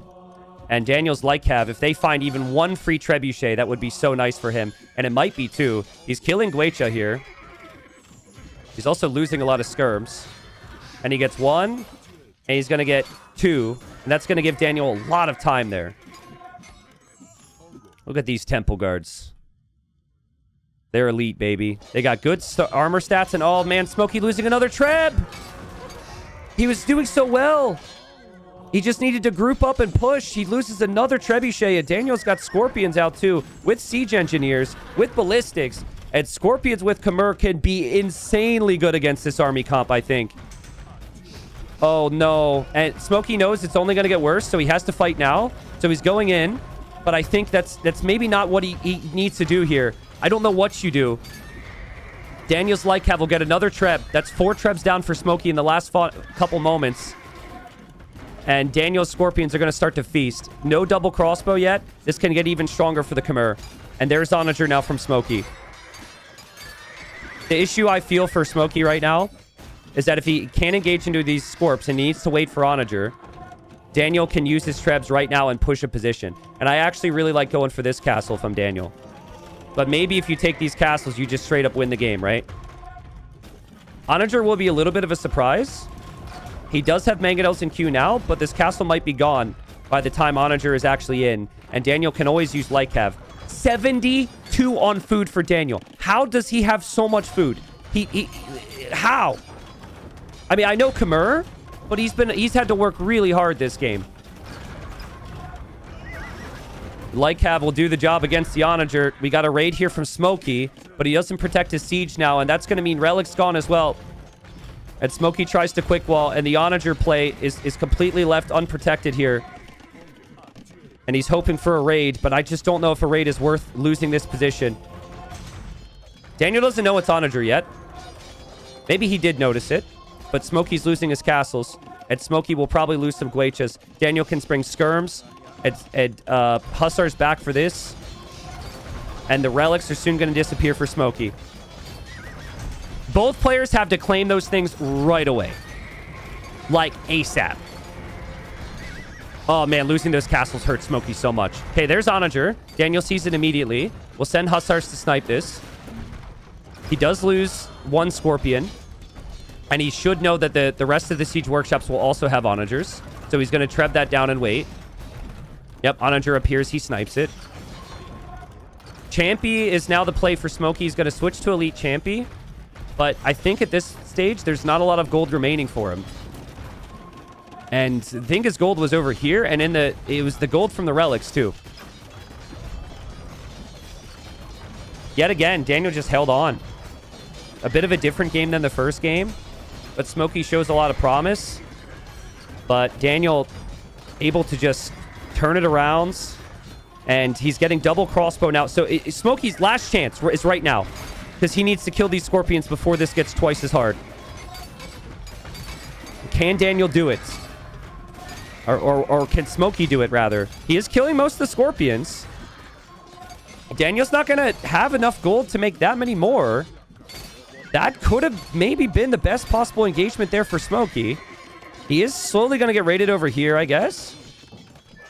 And I'm worried that, Smokey can't produce Champies long term. And Hussars, I think, trade really nicely against Champies. Considering the cost difference. Champies costing gold is kind of an issue here, right? I think a Monk's on the way from Daniel. He's going to snag those relics. He also could take this gold. He also could take this stone in front of his base. And Smokey's just... He went from taking really good engagements the entire game. Like, look at the KD. And I think it's just going to be the exact opposite now. Like, I think Daniel's engagements are going to be that much better. Smokey dropping another castle here, but no golds. And he taps out. Daniel 2-0. Sorry, kind of trolled and added so many squares there. Because I'm in a trolly mood today. But Daniel, again, shows his quality. Turns it around. Was under a lot of pressure here. And it wasn't perfect the whole way through. I think it's been a really nervous series from both players. For Daniel, like, he could have maybe just full cleared the middle a couple times. And Smokey got some awesome conversions. So I think Daniel's learning in this series just how solid Smokey is. But it was really incredible from Daniel. Another game where he kind of... I mean, he's under a lot of pressure, and he's super late to Imp. Look at the difference in Imp times. He was 12 minutes later to Imp, but he just kept pumping. The raids at Smokey's base were really well timed, and there were just like distractions, right? It's like it's multitasking. I don't know if it's evident here, but like Daniel's speed, it feels twice as fast as most players when he's playing against him when he's in the game. And that experience from Daniel, having been under pressure before. It's looking pretty good right now for him. But we'll see. It's a best of 7. Hopefully Smokey can turn it around. Great games so far, though. Great games. Like, these have been... We say GG because that's the thing to say, even when it's not like a GG, you know? This has been a GG. These have been GGs. Great series. My God. All right, so I'm real excited about this one because Smokey... in the semifinal, also went for Dravidians. And we got players walking out immediately and bringing in the outside boars. So that's not something we really need to look to. But yeah, in the semifinal, Smokey went Dravidians. He played very strong. There he was up against Teutons. And this map is more of an arena-style map again. You typically see a lot of economy, a lot of booming. And Smokey will be just in time with this boar. Daniel, I think, saw that boar was coming in because you have this tower over here. That's where they're stealing this from. But Smokey ended up going for halbs and elephant archers in the late game. Probably the long-term plan here as well. Now, for Daniel, he's picked Saracens. I'd never really seen Saracens played here before. And when Daniel played me on this map, I was also Dravidians, by the way. He went for a Drush. Now, I don't actually think the Drush is really that great. But Daniel wanted to get some initiative, but there he was the Way. And Way can kind of do anything because they get so many extra vills. I think that was an important game for Daniel, actually, because he got to think about, like he got to play the map in full against the same civ he's playing up against now. And probably, as you play a game, you think, okay, maybe this was a good move, this was a bad move, regardless of if I won, so. But if you use the market with the Saracens, you can have really good castle time. And then in the very late game, Saracens should be very, very strong as well. So I don't hate the Saracens here. Basically, you have these foxes here. And these foxes, some players are coming out and collecting to get gold instead of mining golds. So you could probably do that in combination with mining gold if you're Daniel, and then use the market, so. Yeah, Rage Quit. It's one of many things I'd like Capture H to tweak. I know it's a little frustrating for some people who notice it, so I'm not actually going to read your message because then someone's going to say, no, I didn't notice it. And then they'll notice it and it'll bother them, but I'm hoping to get that fixed. Is Daniel going to dock here? So that's kind of the funny thing. So when I initially played this map, a lot of players were dropping docks and adding some fish. But then you had a bunch of players going scouts, and then they would snipe the fish and stuff. And then I think people stopped doing that. And now Daniel, we're in the finals. Daniel's actually going to come out here and dock. So the dock thing is not common at this stage. Also, you can collect these horses around the map, which Daniel can now use to scout. Like, Smokey didn't dock. All Smokey did was wall up. Now, you have the gold corners nearby, and both players can kind of wall. I actually would have preferred Daniel wall this way. But I don't think he knows that the gold corner is that corner because it can be in the east and west as well. But Smokey's done the right thing here. Again, Smokey's game planning has been awesome. And he has scouted this. It's really annoying to wall between these wood lines. There's actually a hole back here too. But you don't need that gold for a long time. Smokey went like Kevin Boom last time. And Dravidians are great. Getting that extra wood is really helpful. It's a bit of a weird map to manage your eco on because you have 3 boars, but you have no deer. So being able to invest an extra 200 wood into farms, essentially, I guess 180 wood into 3 farms, sets up your food eco, and then you don't need that wood later on. And Daniel's going to come out here for the foxes. Yeah, really cool map. I agree. Really cool map. And if Daniel knows the map, as he finds another horse, he should know that the gold corners is something you want to check for. So Daniel's got two horses now. And then there's now 2 horses for Smokey. So those horses just allow you to get a little bit of extra scouting. Bantic says, just tuned in. Who's the favorite? Daniel's the favorite. So far, the games have been really close. But Daniel showed why he's the favorite. Both players going for the same little builds here with the 2 villagers on the foxes. Someone asking, is Daniel the best American player ever? I mean, yeah, I would definitely say so. Every U.S. tournament we've had, Daniel is one. I would like to give a shout out to Spring. Spring's one of the OG American players. Took Viper down back in the day in a tournament. Spring doesn't really play the game as actively these days. So it depends on the generations you're looking at, but certainly like modern day Age of Empires, the last 7 years, Daniel. And the crazy thing about Daniel these days too is like, in my opinion, he's a top 30 player, and he really doesn't actively play the game as much. Like, he's working full time, living life, and as Daniel said to me, I olge now. Olge. And so, yeah. Daniel's been 27, 2800 elo on Arabia. The dude shows up and plays great. So I think, like, strategically, I actually think that maybe the approaches from some other players he's faced has maybe been better. But once he stabilizes into a game, it's really, really tough to stop him. Where was Chris from? Chris is a Canadian player. He's not American. There's the barracks from Smokey. So Smokey's going to stick to the same builds that he went for in the past. Again, I like this build. And Daniel's added more eco. Daniel has the fish. And Smokey didn't even scout that. Like, that's not even on Smokey's mind right now. Smokey, what is on his mind is he's in feudal age. Pathing here might be rough for Daniel if he clicks away. What? Huh? Wow, that's surprising to me. I thought Daniel would try and save his scout, but he actually takes the trade. I think Daniel's plan is to make his own scouts, so maybe he's not too disappointed with that. He figures if his opponent's not adding scouts, that scout is weak. He makes one more, he kills it, and then kind of adapts from there. Build is perfect from Smokey. No fishing ships. I don't know if fishing ships on shorefish is necessarily that efficient right now, but it does give you the worker lead, which players are always going to want to fight for. I think it evens out, though, because Smokey will have a castle age time, which is higher, and then Smokey will get the second TC faster. And now Daniel's got a little bit of an annoyance here because the scout's going to come in and try and harass. But with the small amount of arrows you fire there, it does change things a little bit. And Daniel uses the market. We'll buy and sell res, and we'll click up to Castle Age. And has a stable there, too, so he'll probably add the scouts. But Smokey's going to add more scouts. And I think Daniel's plan might have been to add fishing traps here. I don't know how justifiable that is. He doesn't have any farms, though, so to me it feels like he wants to go fish traps. I don't know, man. Like, I would never, ever, ever do this. Too much of your eco is exposed. But I think Daniel could maybe make it work. I would definitely be going for the farm approach.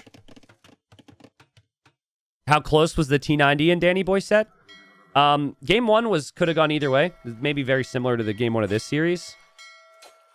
Game 2, what was game 2? I don't even remember game 2. Game 2, Daniel told me every game he felt was really close. Had a lot of nice things to say. Game 1, it was very winnable for me. Maybe should have been winnable for me. Game 2, I don't even remember. But basically, Daniel won 3-0. So, had my chances. Is there a hole back here? Oh my god, there's a hole. Hopefully for Smokey, that's not an issue later. Ah, interesting. So, yeah, I saw some players in the earlier rounds doing this, where instead of mining gold, you build a TC here, kind of on the wood line, because you're going to want to take wood long term, but you have the rabbits for food, and then you can take gold from the foxes here. Again, Daniel doesn't have any fish traps. Scouts are going to be around now. That's just a lot of exposed eco. And Daniel will add in some spears. Daniel will add in some scouts as well. And Daniel's got a forward monastery here. Interesting. I don't know. What Daniel's approach here is very random. And it's not an approach that Smokey would expect. So from that perspective, this could be really, really strong. From another perspective, though, I think that Smokey's approach is so good. It's super smooth. It's great for your eco, and it's all about the late game. Daniel's approach is like avoid the late game and kill fast. I think he wants to siege push the houses here, and he's expecting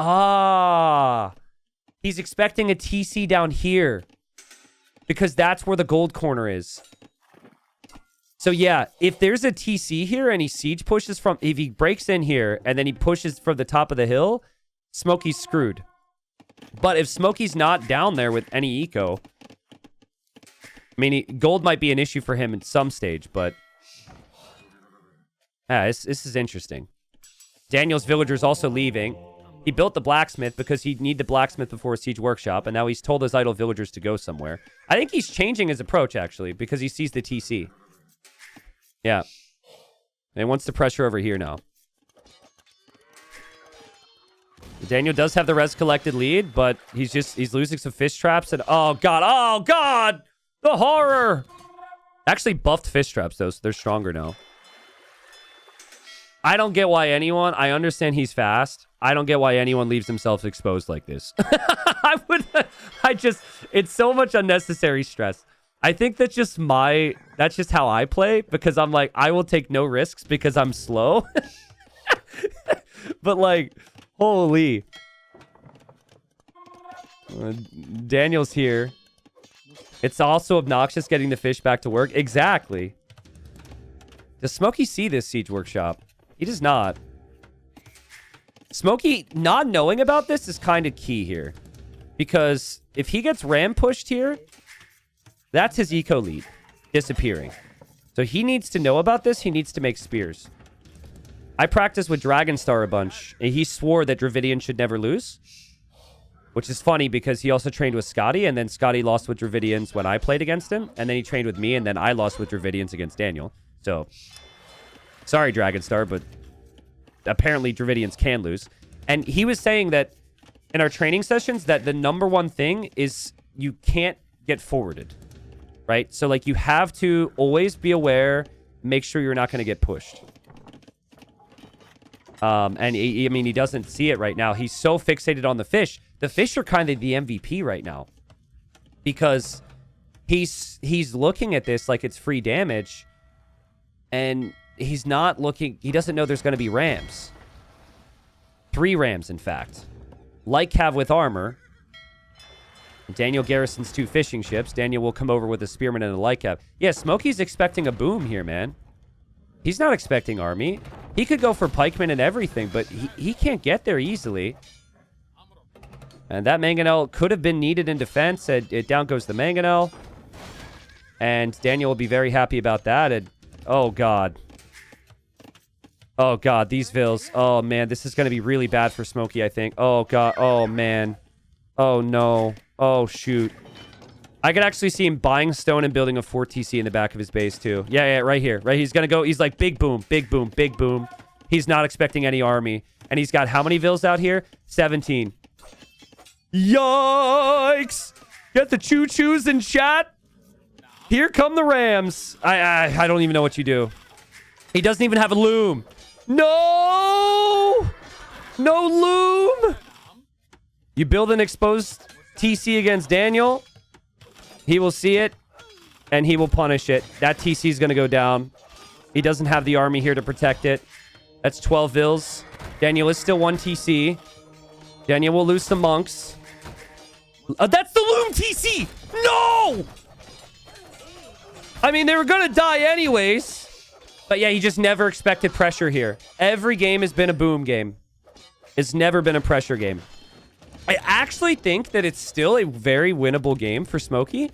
But good luck feeling like it's winnable when you've just lost 17 vills. Like, best of luck to you. And for Daniel, he just wants momentum. But the thing I forgot to mention, these are basically stone walls, guys. So, like, I know they don't look like it. So this is actually perfectly fine to defend for Smokey with mangonels behind. Because there's really strong walls.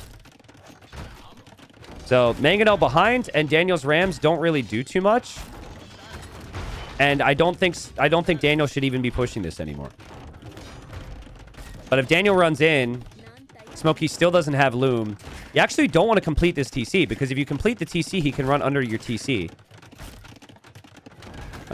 Big attack round from Smokey. He misses. Oh, wait. This is going down over here. Daniel could be in over here, and there needs to be a wall this way from Smokey, too. Oh, the stable could go down, too. That's 4 rams. So you might need to delete farms, a wall behind the stable. Daniel's dropped town centers behind, and Daniel, yeah, will back away. Yeah, Smokey could still win this. Now, he'll lose a bunch of houses. He could lose his siege workshop. His eco's kind of out of whack. He doesn't know that he's got a Vil lead right now. But he does. So, I mean, Daniel's approach kind of pays off. He's got initiative now. Sorry. Words are hard. But Daniel doesn't have a town center back here yet. Daniel only has 2 town centers himself. And Smokey's got the mangonels to defend. But this is actually where Daniel wanted to initially siege push. He wanted to get this hill and pressure this area. Daniel's going to go for redemption now, so he can convert the mangonels, so he's not done. Smokey thinks he has loom, yes. Smokey thinks he has Loom because he, like, queued Loom, and that was just really unlucky that it ended up getting denied there.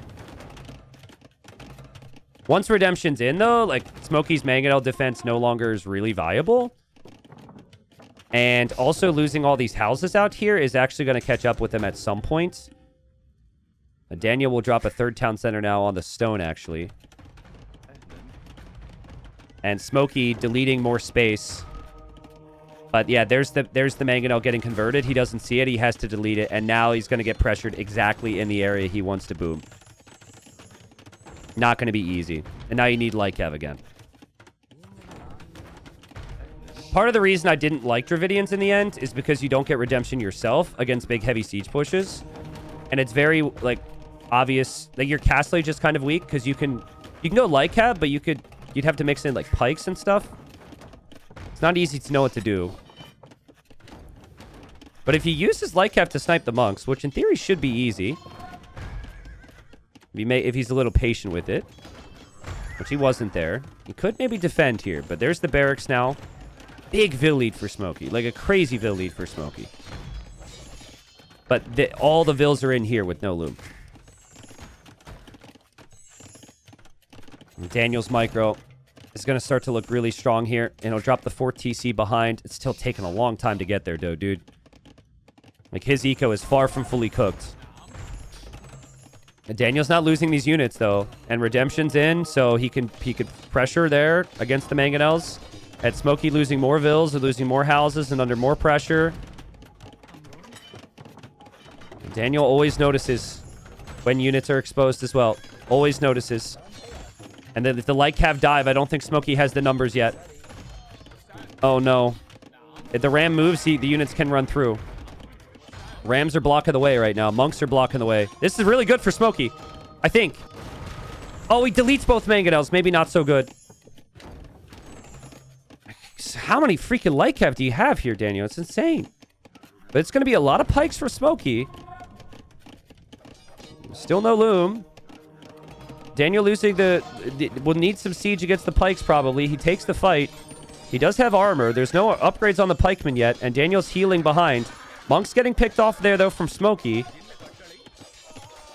I mean, Daniel's going to kill some villagers here. I don't know if his push will necessarily continue on. How many villagers will he kill? Does Smokey have enough army? Daniel, stop being such a nerd, dude. I told him in our third game, you are such a nerd. Because his micro is so annoying. Just look at your eco for once and stop looking at mine, is basically what I was thinking. Okay, there's Loom for Smokey. Daniel's going to have more army coming in. Smokey's got so many Vils around. Look at the Mangonel micro there. And then he'll repair these as well to still get value. Oh, man. Poor Smokey. Oh, man. He's still got the villager lead. In theory, if he could balance out his resources, this is still a position he could win. But does it feel that way right now? As Daniel builds a forward monastery on his face. And is still ready to take engagements. He brought in Scorpions, too. And the Scorpions are so good against the pikes. Pikes that still have no upgrades for Smokey. Maybe it's enough, though. Maybe it's enough. Mangonel's weak. Can he snipe the Mangonel? He snipes the Mangonel. Villager for Danny might go down. Vil count closing, though, guys. Vil count's getting much closer. Maybe he can hold on here. The forward monastery for Daniel will be denied. Daniel's bringing in more monks. Daniel's Mangonel might go down. Should go down. Monastery's still being built, by the way. And Daniel's making knights now against pikes because he believes that in this push so much. I don't know about that. There's a lot more pikemen on the way. One Scorpion goes down. The Mangonel gets converted, which is rough value here for Smokey. Smokey's kind of running out of space. Daniel also 3 relics behind this. And Daniel building outposts all along the map. So it's like if Smokey ever moves out, he will see him. And he's got enough stone for a castle right now. It's actually kind of painful for me to watch. And I'm not saying that because I'm like fanboying for Smokey here. I am a big Smokey fan. But this is actually bringing back very painful memories from my semifinal a couple days ago. Like, because just nonstop pressure all the time. And one thing after a freaking other. Right when you think you have an opportunity, he turns it around. Maybe not, though. Maybe not, though. Pikemen are here to deny the forward castle. I don't know if it's enough. I just don't know if that's enough to stop it. Daniel's got enough there. That castle will go up. And he'll be on the way to Imp. Smokey will try and go Imp as well. He needs to build a second building right now. So he's panicking up a university. But he has no access to stone. Very easy to go Imp in the forward TC here by mistake. You need to go Imp in the back TC if you're going to get trebbed. And he will go Imp over here. Yeah, I agree with chat. Feels like Daniel's game to lose. Because the thing about Dravidians, guys, is you pick them so you can go for a big boom, super defense into lots of elephant archers and halbs and bombard cannons. And, like, you get to, like, 40 elephant archers, you can't lose, is what it feels like. But, like, against this much pressure, you never have the time. You actually run out of space, right? Look at him cram these archer ranges on the edge of the map. The amount of upgrades he's going to need. It's going to be extremely difficult here. Upgrades are coming in from Daniel. It was just so impressive in what he does and the multitasking. I mean, he's noticed this. The outpost on the right pays off now. He's got Rams and Knights coming in on the right side to pressure. Still has Mamelukes coming in here to micro on the gold as well. He was like 30 vils behind again. He was like so far behind economically, but he's just so good. His micro is amazing. Reason Daniel's never really been able to stay in that top 10 is because if the attacks don't work, then the lack of eco is a struggle, right? But initiative is so important. He's going to lose a couple Mamelukes here. And he might lose a couple Knights over here, to be fair. The pikemen have noticed this. But Smokey knows stone, so he can't... He'd have to buy a castle, really. He's not going to be able to make trebuchets. So you go chemistry right away, and then you hope for bombard cannons. You need siege workshop space in here. I think you go halb right away as well. Because obviously you got the pikemen there. But losing the front of your base is going to just lead to more upgrades being lost and more buildings going down.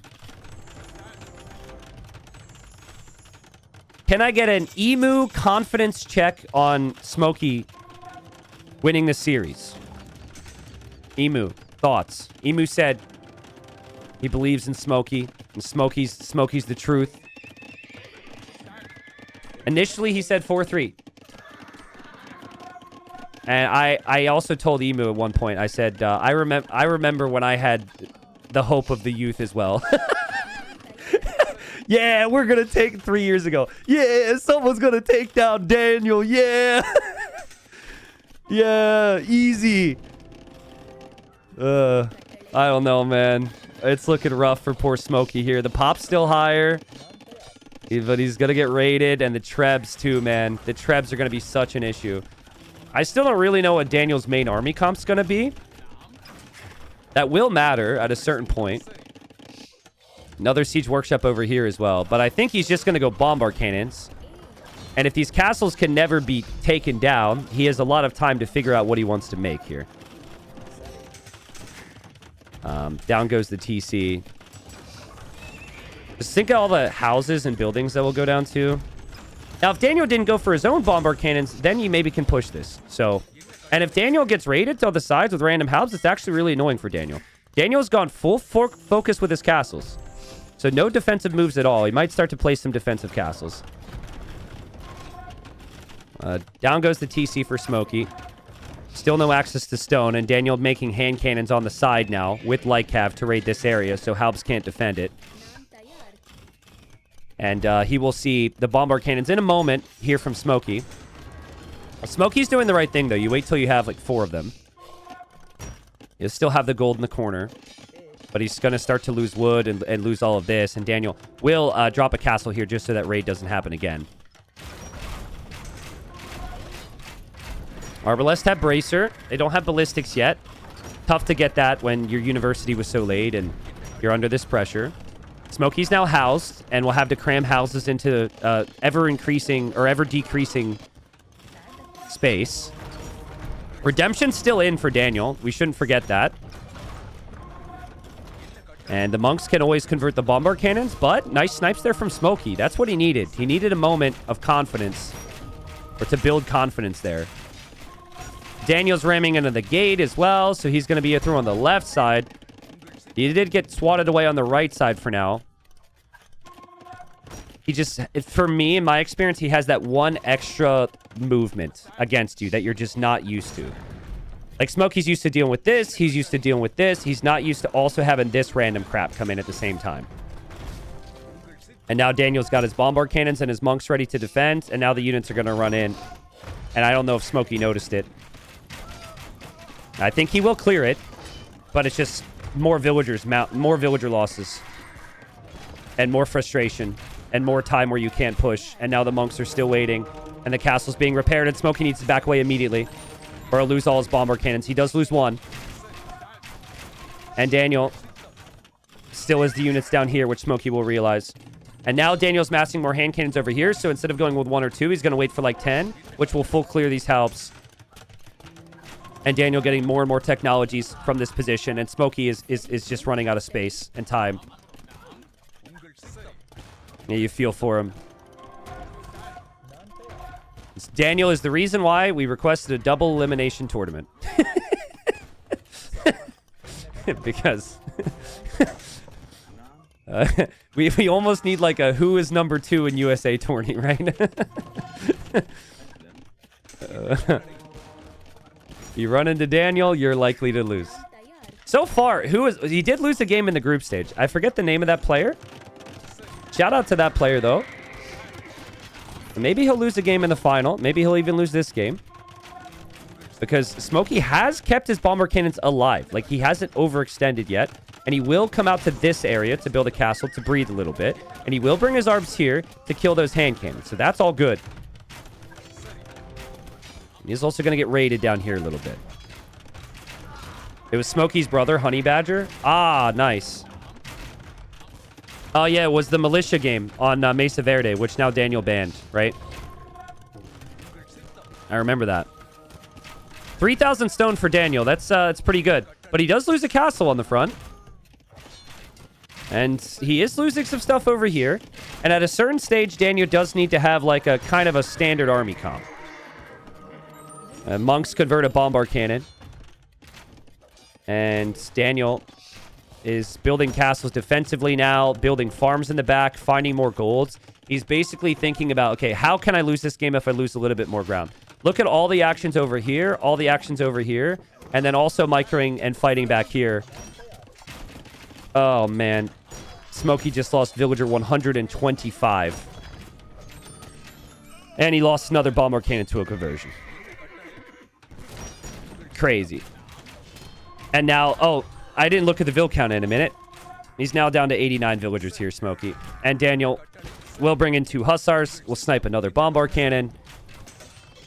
Daniel just playing incredible. He's just so good, man. Again, if you haven't seen Daniel play before, the elo at the bottom right, he went on a tilt streak the last 48 hours and lost 200 elo. Typically, he's like 27, 2800 elo, but he's truly talented, man. He might lose this castle, though. It seems like he's kind of like... He's now thinking mid-map control. Bombard cannon micros. Monks ready to convert. Over here, those hussars will maybe run in for an attack at some point. You don't want too many of your castles forward, because then you'll eventually... If you lose them, you have no defensive castles, so... Castle, castle, castle...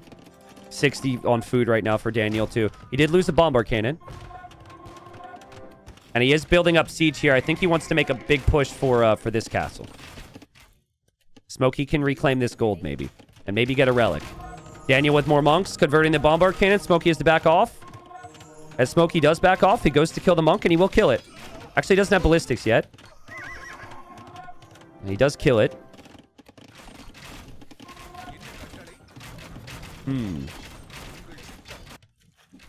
Okay, he realized he didn't have ballistics after that. If you go pure Halb Skirm, you might have actually some really solid opportunities against Daniel's army. With the bombard cannons, too, of course. So maybe one last chance here. But now we have the trebuchets on the right side from Daniel, moving for this castle, which Smokey doesn't have any stone to repair. He'll send his army in a panic to take him down. But Daniel does have some skirms around. But Daniel focusing here. He converts a bombard cannon, but he loses a castle. And Daniel does need more army right now. I think realistically, he just needs to make a lot of skirms. And skirms he's going to have. And skirms will have the full upgrades on. The skirms kind of handle all the army. And Smokey realizes Daniel 3-0. And that game is just, that's just confidence. Like, game 1 and game 2, it's like, all right, he made me fight. But then I beat him. Game 3 is just like, I can't freaking lose to this guy. Like, that's just what a favorite does in game number 3. That was really good. And it's sad for Smokey because on paper, if he sees that Siege Workshop, if he's not focused around the fish, funnily enough, which I thought was maybe a mistake from Daniel, I think he can clear this. He could just make some pikes and some like have a little bit earlier, then have the better setup. And I think what Daniel did is maybe a mistake. But because it's a strategy game, Daniel hid that move. He was just able to do so much with that. You look at simply just the economic population here. And, I mean, the economic population, let's just look at, like, where's Vil count? Is that here? Am I blind? It only has this. I wanted to see the comparison graph. Where do I go for that? Like the overlap. Did I suddenly forget how to use Capture Age? Forgive me, guys. I thought, here. I wanted to do it here. If you just look at the economic population, like, it was so high for Smokey at a certain point. Like 91 to 67. So if he notices in here and just adapts ever so slightly, I think it's doable. But that's every game, right? Like, if Smokey's able to make slightly different adaptations in game 1 and slightly different adaptations in game 2, then, you know, maybe this series is not 3-0 right now. Just how punishing this game could be. Smokey looking for a turnaround, setting it up, guys, for the reverse sweep. Get your brooms out, but in reverse. Well, also have them ready in the event that it's a 4-0, but all right, game 4. Guys, I don't know if I ran ads. I'm going to run quick ads right at the start of this game. Unless, actually, Twitch won't let me, so maybe I did it already. Game 4. Games have been close, but close doesn't cut it for Smokey. Smokey here in the yellow now, as Smokey is playing as the Armenians. Armenians was the civ that Daniel used against me in the semifinal when he 3-0'd me. I was Italians there. I had banned Vikings. I think Vikings, Armenians, and Italians are... like, those are the 3 civs that I think are really, really strong. Not saying that, like, Dravidians isn't good, and maybe Koreans. Like, there's definitely other civs that can be considered here. But I think these 2 are in my top 3. Main reason for Vikings would be their warships are cheaper. They're very easy to make lots of boats. Very good with the longboats, of course. They're unique ship. But also, getting free wheelbarrow and free handcart is actually very, very nice for your eco. Can usually hit some pretty solid Imperial times. But Smokey is Armenians. I think Armenians, if you play them perfectly, I think they are the superior civ. The thing is, they're going to be making lots of ships and lots of boats, right? And you don't want to invest wood into additional, like, lumber camps all the time, which you have to do with these small wood lines if you're Vikings. The Armenians could just move the mule carts, so they don't have to invest nearly as much into the efficiency of their eco. Guys, I had this build labbed out. Now, we did some training with Dragonstar and Scotty and some others, but basically, like, you gotta spam those mule cart upgrades with this civ, because mule cart upgrades are 40% more efficient. So we're talking both wood upgrades, both gold upgrades, and then if you also get some of the relics, it's very difficult for the opponent to stop the Armenian from getting relics because they can make the warrior priest and just walk around the map. So even if your opponent goes scouts, you could just kill those scouts with the warrior priest there. Yo, Pentus with 50 gifted subs. What in the world, dude? Thank you so much. Dodge is in the chat, and a salute or two wouldn't be too bad either. Thank you so much, Pentus. Welcome. That tells me you're enjoying USA Cup. That's amazing, man. Thank you. Daniel, when I played him, he went for TCs in the middle. And a lot of the people I think Smokey talks to and the people that Smokey theorizes with I think those players also seem to think that TCs in the middle is quite smart. Now, it depends on the size of the island. What you can do eventually is you could scout with a fishing ship, and you can look to see the size of the middle island. Sometimes you get these really narrow islands. Sometimes you get, like, the really chonky fat islands. This is, like, kind of in the middle. This is, like, a normal-sized... If the middle of this migration map was a pair of jeans, it wouldn't be a slim fit. It'd be like a normal fit, a regular fit, you know? If this was no, booty shorts? No. It wouldn't be booty shorts. It'd just be like a straight fit, you know? Kentis, thank you. Says, you're doing a great job, sir. Dude, thank you. Chat, I don't like to beg for gifted subs, but can someone gift Pentis a sub? Because he just gifted 50 to others. And he's so humble, you know? He hasn't even subbed himself. I mean, if someone is interested in gifting a sub, I would choose Pentis right now. Thank you, Pentis. If you don't, I will in between games. Thank you, man. Well, Smokey going for mule cart number 2 now. Thank you, Arch. Arch is a beast. Arch is setting him up. And Smokey's got... Just double-checking the build here. 9 on wood over here. Yeah, I'm 8 or 9 on wood over here. Second dock's already on the way for more fish. Daniel stayed 1 lumber camp. So you'll get maybe the 5th and 6th fishing ship out slightly faster if you go for this approach. But then your eco gets less efficient. It's actually a really hard map to get the build down on. Yeah, see, now he needs to go for the lumber camp. I think it evens out in the end. I've kind of tested both approaches. I actually base my approach fully on the shape of my wood lines, because that can be different every game.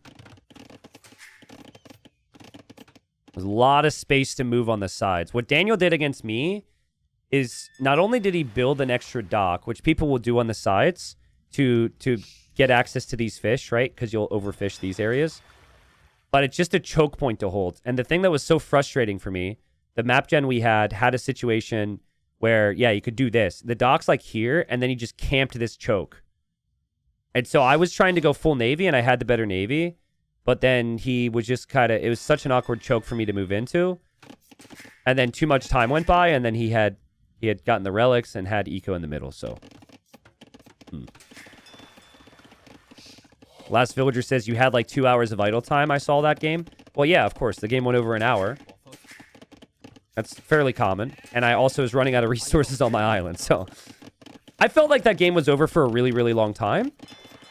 But it's one of those things where the score is really high, and I was like...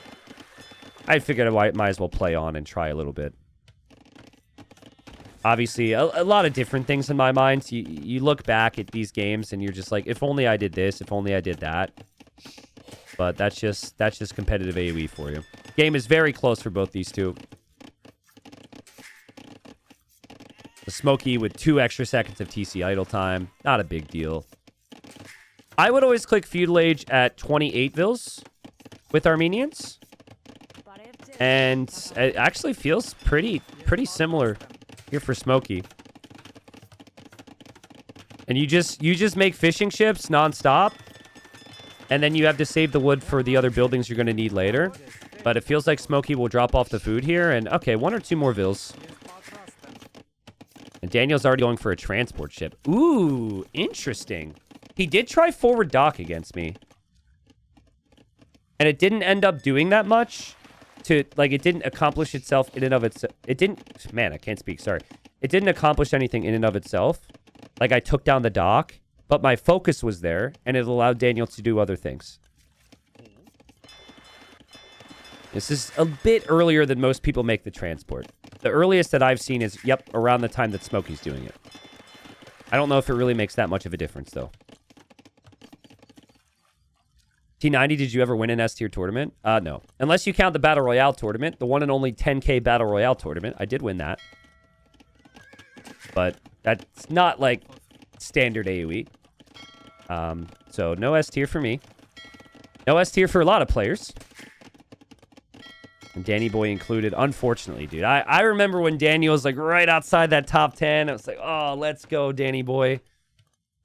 Anyone remember the Daniel Jordan set? I think it was a qualifier for a Red Bull or something. Oh, that was so hype, man. It's not too late, 290. I mean, it is. Listen, you're just going to have to trust that I understand my abilities and I understand the scene, okay? It is. All right. I'm top 100, but I'm running into 18 and 19-year-olds who are way faster and their wrists don't hurt when they play for 3 hours. And I've also got to focus on all this, so... But I appreciate the kind words. Blacksmith, market for Daniel, expected. Same for Smokey. And Daniel's in the middle. Smokey's going for a barracks, though. So Smokey wants to play light cav. Which is kind of, I say old school. It was like the last time I saw a tournament on this map. And we saw a lot of light cav in the middle. I like the approach.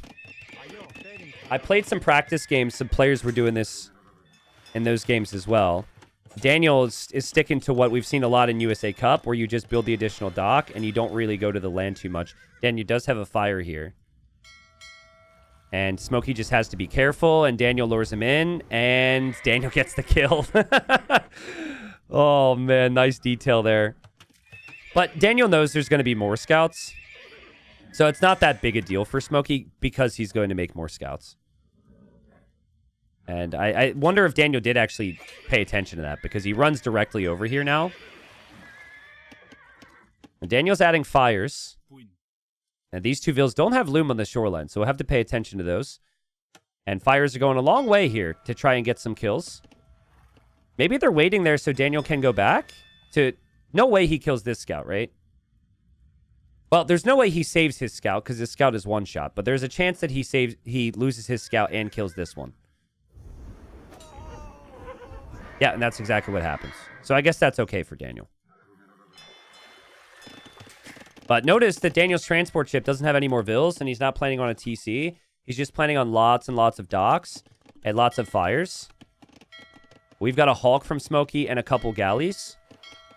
Hulk because he's respecting the fires, but he does know it's going to be fires from Daniel now. But Smokey wants to drop town centers, get the relics in the middle. He's not as focused on the water long term here. And that Hulk is really doing a nice job of tanking there. Daniel might pull that forward fire back to just block and get this back for repairs. Daniel getting fletching now. And so that's probably for longboats. And Daniel queues up transport ships. Daniel's queuing up transport ships. Is he going to lose a game? Hotkey overlap. For me, it's T for unique ship. But with the water update, oh my God, with the water update, it overlapped for me. And I don't know if he's made longboats. Daniel just queued up 5 transport ships, and he's queuing up more. And he's getting a university to go for ballistics on his transports. Bro, he's going to lose a game. He's going to lose a game, guys. And he just calls the GG. Oh, my God. Smokey's so good. Smokey's so good. Nobody talks about the mind games here, all right? This is all Smokey. Smokey did all of that. Definitely had nothing to do with the hotkey overlap. And Smokey's going to be like, huh? Daniel queued up 6 transport ships and loses the game. Oh, my freaking God. Oh, God. Pentas with more gifted subs. That's so funny. I mean, honestly, like, transports are not cheap. So that is that is like possibly a GG moment. Like your whole approach is full Navy. He made 6 transport ships, bro. I don't see how easy it is to recover from this when you're going full water. I think if it's like 2-2, he maybe plays on more. But like he's like, whatever. I did 3 more chances to win the final. USA Cup Finals. Here we go. So yeah, Daniel just must be extremely annoyed because he just lost the game because he queued up transport ships. He is going to go out here and try and lame Smokey, knowing where Smokey's TC is, and also knowing that Chinese need that food. Smokey will hope to have all of his food here. Daniel knows where the TC is, and he's looking. Losing 300 food would be so tough. I never pick Chinese on this map because of the likelihood of chickens, and a little bit of laming is really awkward. and you knew it was going to be Vietnamese as well, most likely from Daniel here. And Daniel will get those 2 cows on the way home. That is going to hurt for Smokey. But he does have that guaranteed villager lead because of the Chinese. I doubt he's going to know they're gone, so he's not going to get to them. And he knows Daniel's going to come to his base. Daniel might even lay more as well. This cow's got to get home. These cows still haven't been found yet. It's actually a very good map for Smokey if Smokey can get walls down. Daniel's map is way worse because of this gigantic hill. I feel like there's been some pretty crazy variants in generations on graveyards. Oh my god. And Daniel goes for it, and Smokey sees it. Let's see if Daniel can get away with this. There's quite the choke point here, but Daniel's already stolen the cows. I think it's actually great for Daniel, even if he can just keep Smokey's boar away from him. Like, if Smokey doesn't have this boar, even if Daniel doesn't need it, it's fine. And now Smokey's trying to outclick Daniel. That's not going to happen. Maybe Smokey's trying, but Daniel's like, yeah, I am way faster. But Smokey denies the lane. So, in the end, Smokey gets the food just in time. He's got to do a lot of adapting here, but Daniel's scout is weak. He doesn't get that lane. That could have been game-ending if he brought that boar home. Daniel actually went for a super early mill here.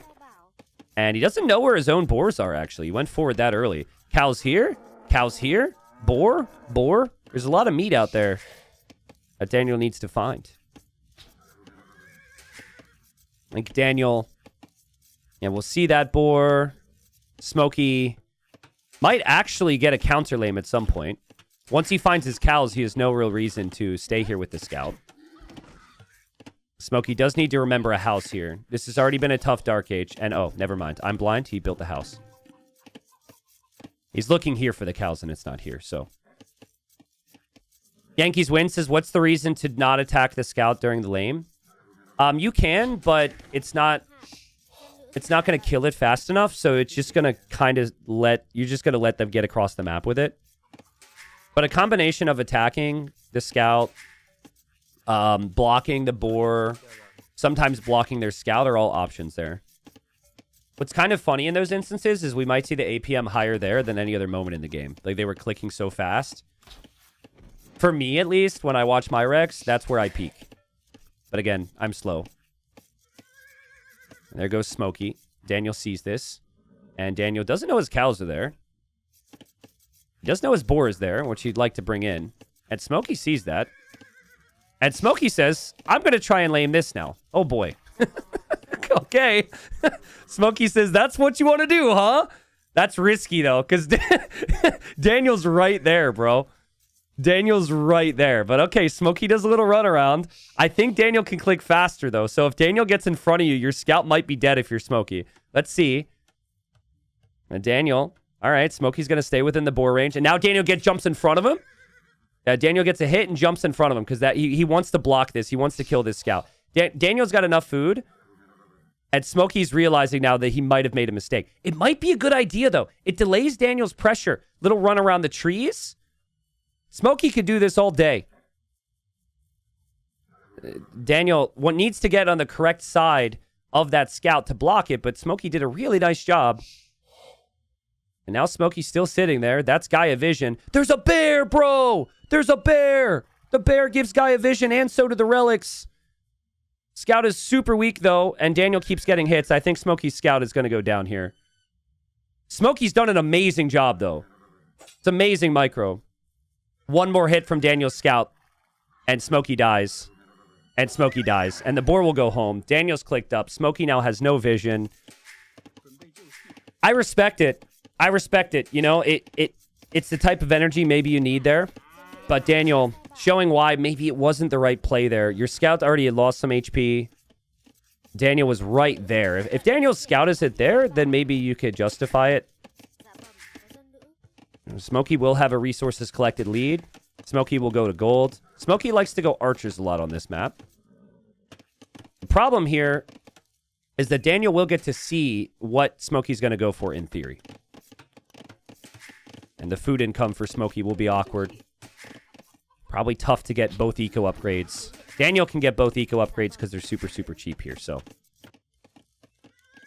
Is Blue Scout faster? No, it's just, it was not faster. It was just the angles. Scout only gets faster once you reach feudal, which Daniel is about to do here, so.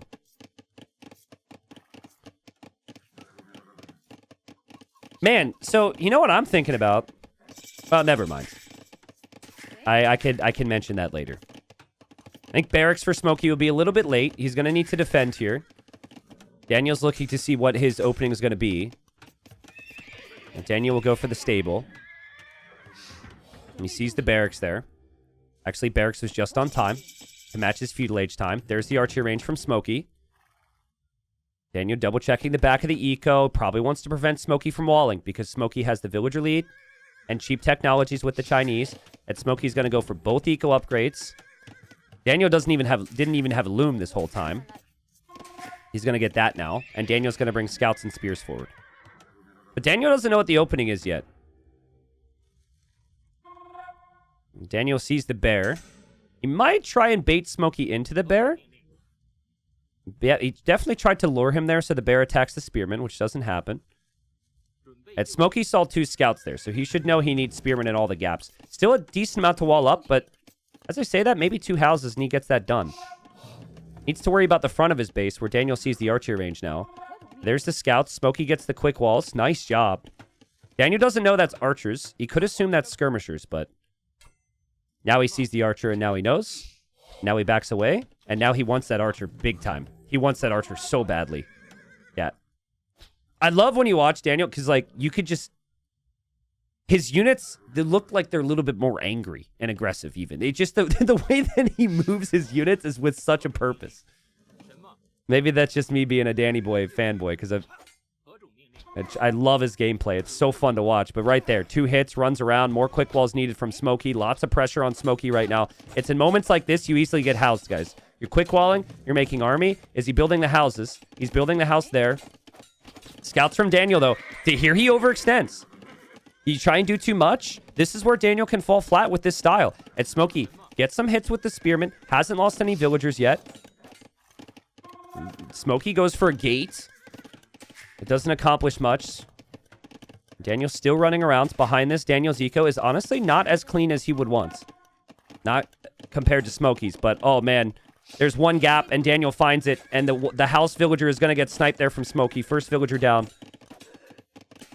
Under so much pressure right now. Also, idle villager just standing there, not working. That needs to be fixed. Villager needs to come out here. Smokey is chasing with all of his army, and we have more units exposed.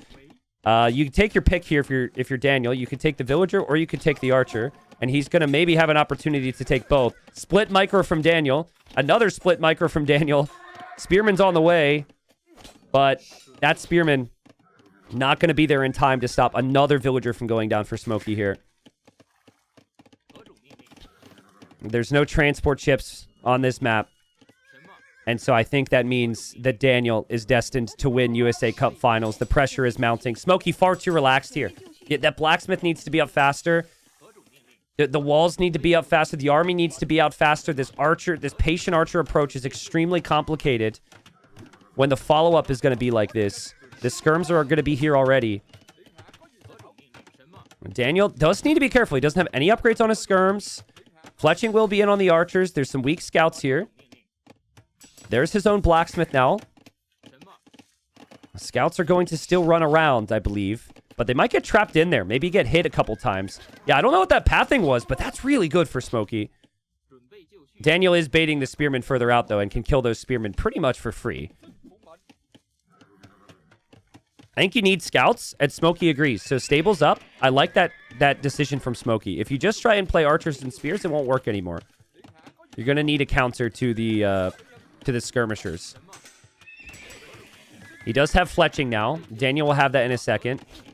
Daniel's going to be adding more scouts and more skirms and sending it all forward now. And Smokey turned this around. It's going to be a lot of micro. Daniel saw the stable there. So that should tell him what the move is. I like Scout Archer a whole lot more than Skirm Scout, but the numbers for Daniel are really smooth right now. And I'm noticing this for Smokey. He tried to set the waypoint to the left to get that archer over, but it's gone to the front side. Maybe not the first time that's happened either, and the scout number's not here for Smokey. And Daniel baits like he's going to attack the woodline with the scouts, but he's always just waiting. He's waiting for the opponent to hop out with that scout, and oh, man. Archers are just just get it whittled down here.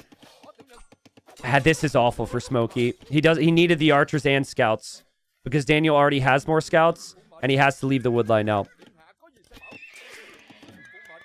Armor on the way for Daniel. Daniel's like, I can play that game. I can just keep making scouts. That's fine by me. Another archery range for Smokey to recover the numbers. Oh, man, it was such a good start to the final for Smokey. Game 1 and Game 2, he had his chances. Ever since, though, Daniel doing what he's done to the whole competition in every USA event. Oh, man, we thought it'd be different. The armor's in on the scouts now. Villagers are going to go down. Smokey can't get the numbers out, guys. He just can't win any fights. And Daniel goes for another villager right before the TC gets garrisoned as well. Daniel does have to group up more army, but he can because this is open. And the skirms are always going to snipe the spears. The skirms are always going to snipe the archers, and the scouts are going to kill the rest here. I think it's over, guys. Daniel will be USA champion. Smokey's really struggling here. He's still going to fight on. But, you know, we didn't get a sweep. That's good. And skirms and scouts. It'll take the engagement. Not exactly how you would want to draw that up there if you're Daniel. But he has bloodlines, so his scouts are significantly stronger. And he will take down that spear immediately. And the scouts could continue to move around. The killer here for Smokey, he can actually clear this. He's getting to a point where he's close. Daniel's actually on the wrong side of everything here. And Daniel's maybe overextending a little. But now Daniel's resources are looking set, and he could actually head to Castle Age. So you need to clear this and get to Daniel's base to get counter damage fast. I don't think Smokey realizes the scouts for Daniel are as strong as they are. Like, bloodlines and armor is crazy. So he takes the fight because Daniel's scouts had some low HP in the group, but still the upgrade difference is there, and Daniel gets another villager kill. Will get another villager kill. Should get another villager kill. I think there's an argument to not go back for that, actually. But Daniel's like, absolutely not. Because he lost some scout HP. Well, Smokey, he's been producing archers. He's been producing scouts, but the numbers have just been... He's been trickling in the numbers, and Daniel, anytime you overextend, is going to find the kill he needs. And Daniel, I think, has clicked up to Castle Age. More archer ranges behind this. Looks like it could be a Cav Archer follow-up for Daniel. And Daniel's cruising right now. This is the first home map from Daniel the entire final. And it's looking like it, right? But guys, Smokey's 18 years old. Has barely played any tournaments. Has looked good here against Daniel. Would you guys agree? There's definitely a level difference, but like... 18? Don't play a lot of tournaments? This is solid, man. Like you expect a lot more shakiness from a player at that age with so little experience. So I think he's really, really good. It's exciting for the US team. It's also exciting in the whole bracket, right? We had a couple players around 20. I mean, we just had a bunch of people who 3 years ago wouldn't have been nearly as high. So... And for US, we have so many active players. We have more active players than anyone. So I think, you know, over the coming years, we might have some more US stars. But Daniel is still by far our biggest. And here comes the counterattack from Smokey. I mean, he knows he needs counter damage, right? He's known this for a long time. It just dawned... He also is, like, sick of chasing Daniel back here. Daniel's still being a nerd. Still refuses to let a unit die. Like, calm down, Daniel. Like, look at this micro. Just stop. Let us feel human, please. But yeah, I mean, the army can't really get in. Daniel's going to get another pick off on a random archer and run away. These units are still microing. And now he can make Cav archers and mix in a knight. And I think that army, I mean, maybe there's a little bit of potential from Smokey here. Because the army's not out yet. Whatever does hop out will clear this. And Daniel's scouts are grouping up together again. Almost gets another Vil. He'll come back for that. He knows he's won this final now, I think. And yeah, he clears this. He drops TC number 2. TC number 3 will full clear the army. And, I mean, poor Scotty, or Smokey, rather, hasn't clicked up yet. Smokey's not going to want to tap. Obviously, it's the deciding game. And maybe there's still that off chance that Daniel will misclick, I don't know, Militia or something. Joking, obviously. He does have a good Archer Mass. If he can get the wall set up and keep his Archer Mass, he still has a way back into this game with Crossbowmen. But the concern is Daniel's going to have a bunch of Cav Archers by the time he's there. And Daniel almost overextends. Cav Archers aren't cheap, guys. But Daniel has any tech advantage, and he's going to immediately make you feel it. And so even though there's that many Archers, Daniel's going to still attempt to take some fights here to keep these walls open. Microing like a maniac. Good micro here from Smokey. He does lose another villager. And it's very likely that this wall does not actually complete. He's forced to go into a stone wall. Another Archer for Smokey going down. Yeah, I think, guys, for this, really for Daniel to go down, you got to get that first win, right? That first game had a lot of potential. Things go slightly differently there, and I think that Daniel was still a little bit shaky in game 2 as well. But then we see it all the time in any tournament. The favorite wins those first 2 games. They push through the adversity, and then they just crush. Because they have so much wiggle room then to make mistakes, and that wiggle room where they can afford to make mistakes makes them a lot more relaxed. There's a lot less expectation. And he's just so confident. Like, he just dives in. I don't know if I would dive there, but Daniel dives. He runs in and says, hello, I'll kill your vills. I guess it feels like why not, but you don't want to really throw your army numbers typically. But his micro is insanely good, and he's just going to continue to run around, and he's still got army here denying these walls, and he's still got 3 TCs with perfect eco upgrades. He's got handcart. He's got bow saw. He's got the farm upgrade. He's got relics coming in. It's just insane how much Daniel is doing. It's absolutely insane. And now it's similar to before. He just keeps Smokey in his base. So Smokey has to respect this. And he's just going to, keep him here. Exciting for the USA, though.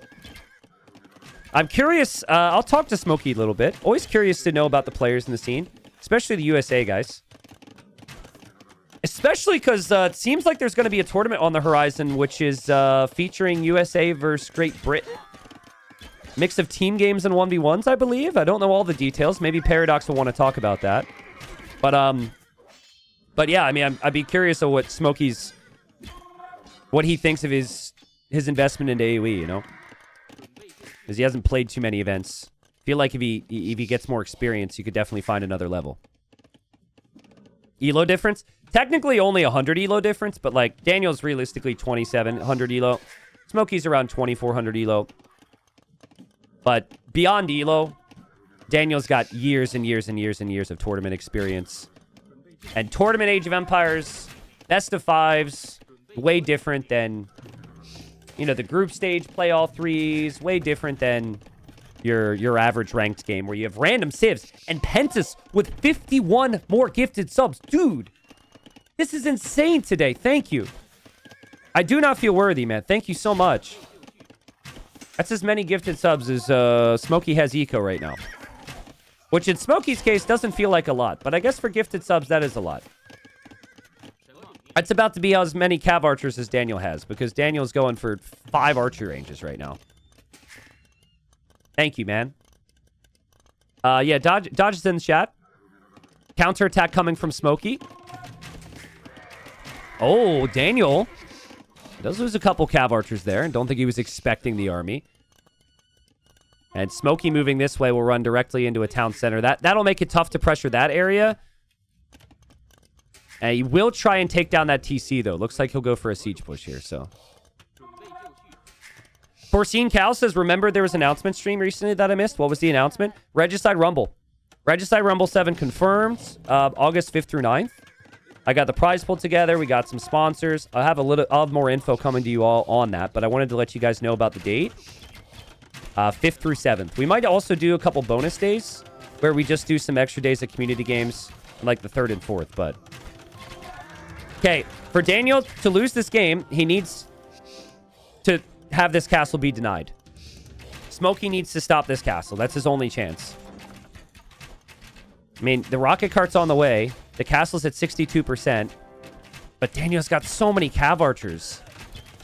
Yeah, he's got so many cav archers, and he's got enough vills there. Smokey will try and focus down the vills. He'll sacrifice the knights. And Daniel just jumps on the army. Rocket cart is there. But that rocket cart had to fire on the CA. And when it fires on the CA, Daniel micros the CA. He micros the vills. He takes down the rocket cart. He will complete the castle. The cav archers could do it all on their own anyways. And now that siege workshop is pretty much useless. Do you think Daniel played more aggressive in this game because of the frustration with the transport ships? Maybe. He came out swinging this game, dude. He lost the game and he was like, absolutely not. But hey, congratulations to Daniel. He was the favorite. Again, I said all the nice things about Smokey. I think he's got a lot of potential. I think that's similar to other players in our bracket, by the way. Other people who played in this main event. Shout out to everyone who made it in the main event and played. I agree that everyone's improving in the USA scene, and it was a really fun event. I want to say big shout out to Paradox and Ace John, man. Thank you so much for putting this on. As a player, training for this, prepping for this, some of the trash talk, some of the fun has been great. So thank you so much for hosting it. I want to see if I can get Daniel in here because he's a champion. And I want to hear from Daniel a little bit on how this series played out. It wasn't quite as cut and dry as the scoreline might have suggested here. Let me message him real quick. Daniel, how you feeling, bro? Victorious, 4-1 win. How are the games? How are your feelings on winning another USA Cup? Feels good. I think this is third time, right? So it feels pretty good. I don't know. The games got sketchy. The first two games got pretty sketchy, I'd say. Fourth game, I'm just not even going to talk about. But yeah, the first two games I think got really sketchy, and Smokey played very well. So I think that well played to him. I don't think Smokey even participated in the USA Cups before, right? So yeah, and he got to the finals right now. So that's like pretty dope. Yeah. Yeah, well, I wanted to ask you, there's a lot of expectation on you, right? Like everyone, it's USA Cup and everyone's just like, oh, okay, Danny Boy wins, right? Let's just hand Daniel the trophy. But like, how's that expectation feel when you do run into some challenging moments, particularly at the start of a series, right? Like, is that tough to manage, or are you just kind of used to it? I mean, I do feel pressure to win all the time. Honestly, I think like I feel more pressure to win USA Cup than to win, like, I don't know, for example, who's like better than me? Let's just say like Bars or something like that, or like, I don't know, ACCM, let's just say. Yeah. I feel like when I face them, I feel less pressure, but USA Cup, it's like I'm supposed to win. Yeah. And yeah, I do feel pressure, but after a game or two, it's fine. I feel pretty comfortable as long as I have good shots. I feel pretty comfortable. So do you think, like, overall that if you do lose the first game, that would add more pressure onto you? Because you said the game 1 and game number 2 were pretty sketchy. So like, if you lose game 1, you think you're like kind of like, oh boy, or you still have faith across the whole series? I guess you don't know because you didn't lose, but just curious. I remember losing first game to Honey Badger. He played really well, actually. A shout out to him, but he played really well. That was like quarterfinals, I think. Yeah. And yeah, I lost first game, but I was pretty comfortable. I think as long as I have my home maps, which are like, I don't know, Land Madness, Graveyards. Yep. We play standard. Like, I feel pretty comfortable. So like, if I lose one of those maps, then yeah, I'll be like, okay, like maybe like I feel a little threatened. But if I am just playing non-standard maps and I lose one, I'll be like, okay, I'll just bounce back with a standard map. That, I think, is the biggest thing. Did you know that Honey Badger and Smokey are actually brothers? Wait, no way. Twins? Wait, aren't there like a lot of twins in this thing? Like, there's I'm pretty sure USA Cup actually have like 2 pair of twins, right? In the top 16. So they're not twins. Smokey's here if Smokey wants to speak on it, but from what I understand, Smokey's 18 and I think Honey Badger's like 23 or 24. Smokey, can you confirm? I'm 19 and he is 25. Okay, got it. Cool. So yeah, they were doing like They must have been doing some take Daniel down training sessions together all week. Right, the practice. Yeah. Well, Daniel, I want to ask you about game one, and then I'll move into the Smokey. Like that game felt kind of sketch, even when watching a little bit, just with the eco transition. So, what do you think was like kind of the key for you there? Because there was a period of time where he set up 3 TCs, you're on 1 or 2. He played amazing, like you said. So, what was kind of the what was the point of the game where you were like, all right, I think I've got him. I think once we started multitasking, I felt pretty good. Like, I think I had 2 knights in his actual main base. Yep. And then while he was fighting my skirm army and I had a Mangano microing somewhere or something like that, I think like once that happened and I think all 3 of those fights turned out good for me, then I think I was like, okay, like I feel fine now. Like those 3 fights should be like make it even at least. Yep. And once even, I think like we're just playing late game, and I actually think Persian's probably better if you don't have like a million Yasama towers and like Trevs and heavy cav archers, like all that. If you have all that set up, your Japanese is better. But I think early imp with bomber cannons, Persians is better. So Okay. I just play from there basically. That was kind of my feeling too. Is like that one moment with the multitasking. Smokey, I did want to ask you. You're here. This is kind of backing up a little bit, but what were your feelings coming into this, man? Like everyone's expecting Daniel to win. You haven't played a USA Cup final or that many finals of this magnitude. So were there nerves for you, or were you even mentally? Just all your thoughts. Yeah, I mean, there are a little bit of nerves, but I definitely felt, I'm the underdog, but we'll see. If I just keep training, if I'm on point today, maybe I have a chance to take Daniel down. But well played to Daniel. He definitely played very well, and I was unable to take him out. I want to just quickly go through the games if you guys don't mind. I have other questions too. We don't want this to be forever, but game 2, Daniel, talk to me about Khmer because you had Burgundians on your draft. Were you expecting him to go Muisca and you liked Khmer for that reason? Or like, yeah, just talk me through the draft in that game. Yeah, honestly, I always banned that Civ, so I never faced it. But then I was thinking to myself, I was like, I don't know, feels like Chimera should beat it quite well. I played Arabia, I think, with Chimera against Musica or something like that, and I was like, all right, that Civ matchup should be pretty good. So it should translate to Arena. So then that's why, as soon as I saw I picked Musica and none of the other Civs made sense for Arena, I picked Chimera. But it still got kind of like hesitant, I guess, when he got the temple guard and all the monks pushing. So yeah. Yeah. Smokey, have you ever played that matchup? Like, were you expecting that to be Muisca versus Burgundians? I was kind of between expecting him to either pick Burgundian because that's just a general good arena civ, or Khmer because I'm like that's kind of like a counter pick. Yeah. I feel like from Muisca. So I was kind of between that, but then I'm like, I kind of have to monk rush anyway with Muisca. Yeah. Great late game. So I'm like, okay, fine then.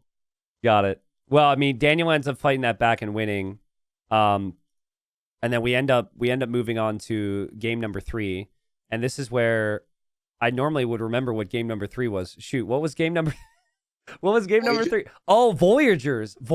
Shoot. Daniel, I want to ask you, because you faced me previously playing Dravidians, and I just like boomed, and you drushed and went pressure. And then here you went like freaking Saracens, like have Ram. So were you planning on siege pushing regardless, or did you do it because you saw the TC on the outside, which was kind of exposed? I was going to siege push regardless because Dravidians doesn't really have anything against Mongs, Mangles, I don't know, everything. If I set up with Saracens mid-game Castle Age, I think it's a better Civ than Dravidians. Okay. So then I just try to like push from there, play like that. I feel like in Chaos I do better. When we're both low eco, I think it's good for me. So. Yeah. Well, I was also going to ask how much of that is just taking initiative, just to like, because you like to attack, and as I called you, be a nerd, and you know. I like it. I mean, Saracens against Dravidians, I feel like you have to attack a little bit. I don't know. If you get like full elephants, it's kind of annoying. You have to transition onto SOs, and it's not easy. That's just not an easy like transition. He has bomber cannons, whatever. It's just like it's annoying when you play just straight down the middle against Dravidians. Smokey, obviously maybe not a fun question to answer, but like, what do you think what tweak changes there where you think you have a chance in that game? Because from our perspective, you did have a Vil lead, but obviously it went from 0 to 100 really fast. Yeah, I think I needed to not add at least the 2 extra TCs as I was losing my other one on the outside, and I probably needed to get Loon. That might have been a smart play. Yeah, you queued it in the TC that went down, so it was like 90%, and then it got denied, and I'm sure you assumed you had it, so that was very unfortunate. Indeed, that was a little bit awkward. Yeah, so I actually trained a decent amount with Dragonstar to try and take Daniel down myself. And Dragonstar's like rule number 1, he was like always never get forwarded, right? And never be surprised by a forward.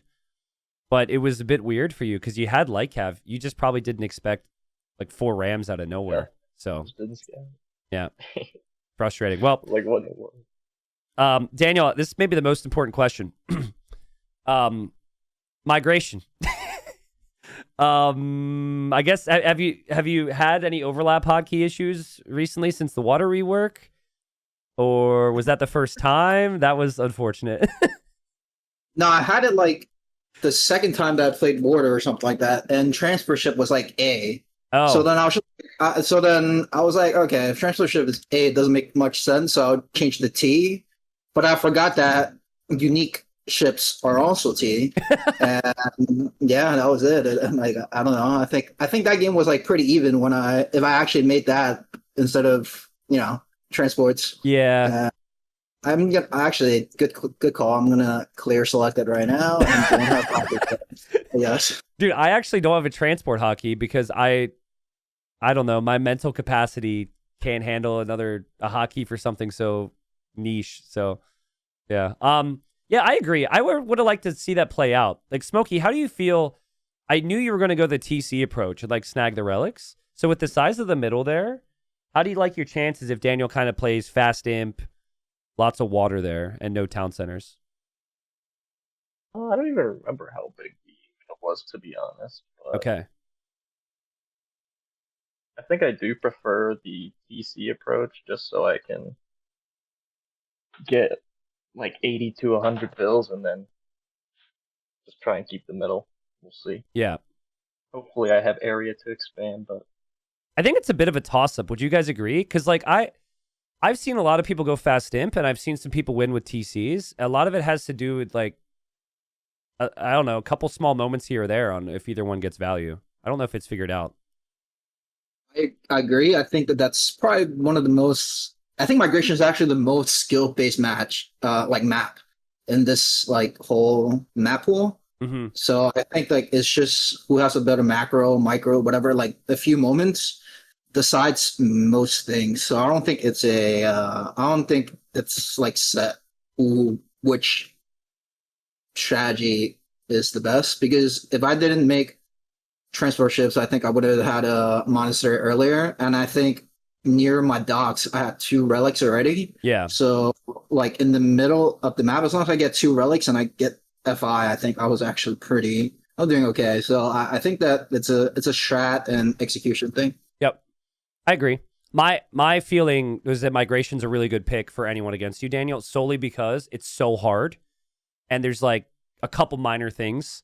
If you overextend on water once, you can't get the castle down at the perfect spot. All these different things can be kind of tough. So cool. Well, I wanted to ask Smokey, because I asked Daniel at the intro how he felt. Smokey, you're clearly a very good player. You haven't played too many tournaments, and you're quite young compared to many AoE players. So how do you feel about your level, and are you going to continue to play tournaments and try and improve, or are you just no expectation mode, just hanging around, we'll play what feels right?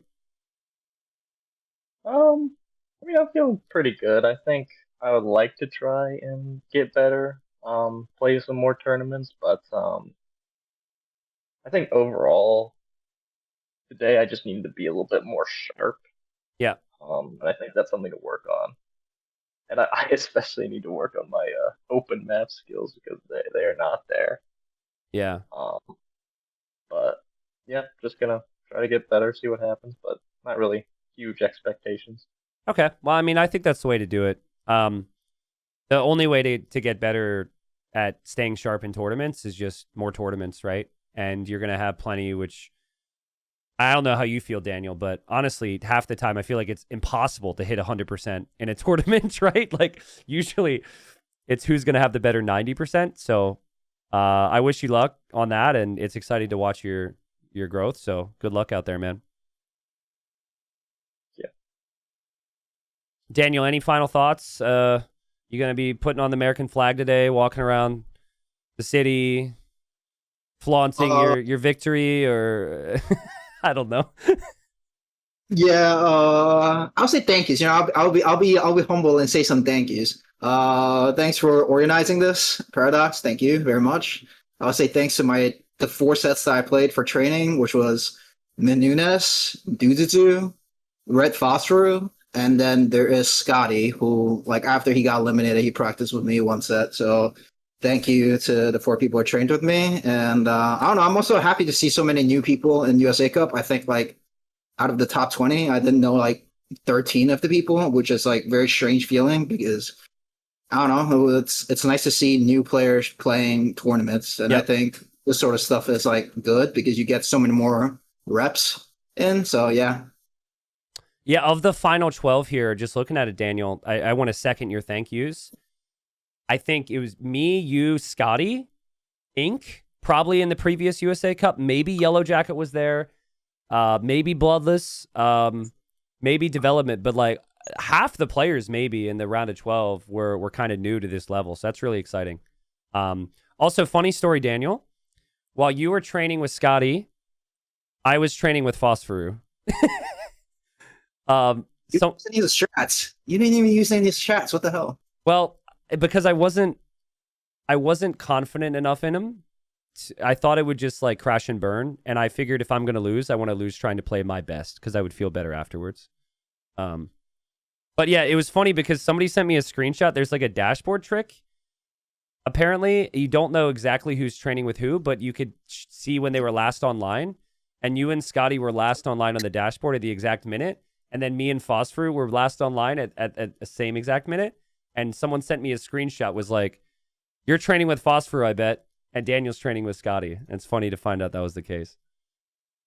I was actually trying to do the investigation, but I didn't see Red Phosphor on the dashboard at all. So I didn't see his minute. I was like, who the hell could he possibly be playing with that's like outside the top 200 or something like that that's even meaningful for training? But I didn't see those like last lines. So in hindsight, what both Smokey and I both should have done is we should have just like played public games with Phosphor just to mind game you.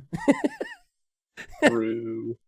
Right? No secrets. Smokey, did you do any training? The final question for you. Did you train, play practice sets or anything? I played quite a few with the Emu Warrior as well as Masty James. Nice. And was that before you and Masty and Emu were on the same side of the bracket? No. Well, it was both before and during. Okay. So nice. Well, would you say that Emu is the reason that you ended up second place instead of first? You know, I'll get back to you on that one, but there's a very high chance. Okay. All right. I'm very humble. I think we all know the answer to that. Anyways, I want to second the thank you. It was really fun. Paradox, thanks so much, man, for putting it on. I know Ace John as well. There's people who put some work into the maps we might be missing, but it was super fun. I also would like to add on to that and say if we could have this every year to some extent, I think that'd be dope for all of us. So we could all meet again and create more rivalry and have some fun. So yeah, thanks again, man. Thank you, guys. Appreciate it. We're gonna have a sit and LAN next year then. I'm down. I'm super down. We could do like a house party LAN. Make that happen. We just gotta find an Airbnb with, 1 million beds and good internet. I mean, I think we could do it. I think people would be down for it too. So Ace John says Louisville. Louisville LAN. Louisville. When I thought of USA LAN, I didn't immediately think of Louisville, but yeah, I'm not sure about that one. Yeah, we'll see. That'd be cool.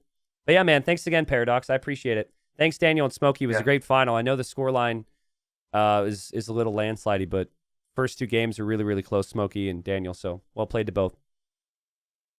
Thank you guys. Thanks for casting. Get it. Peace. All right. Yes, see you. thank you guys. Have a good rest of your day. See you.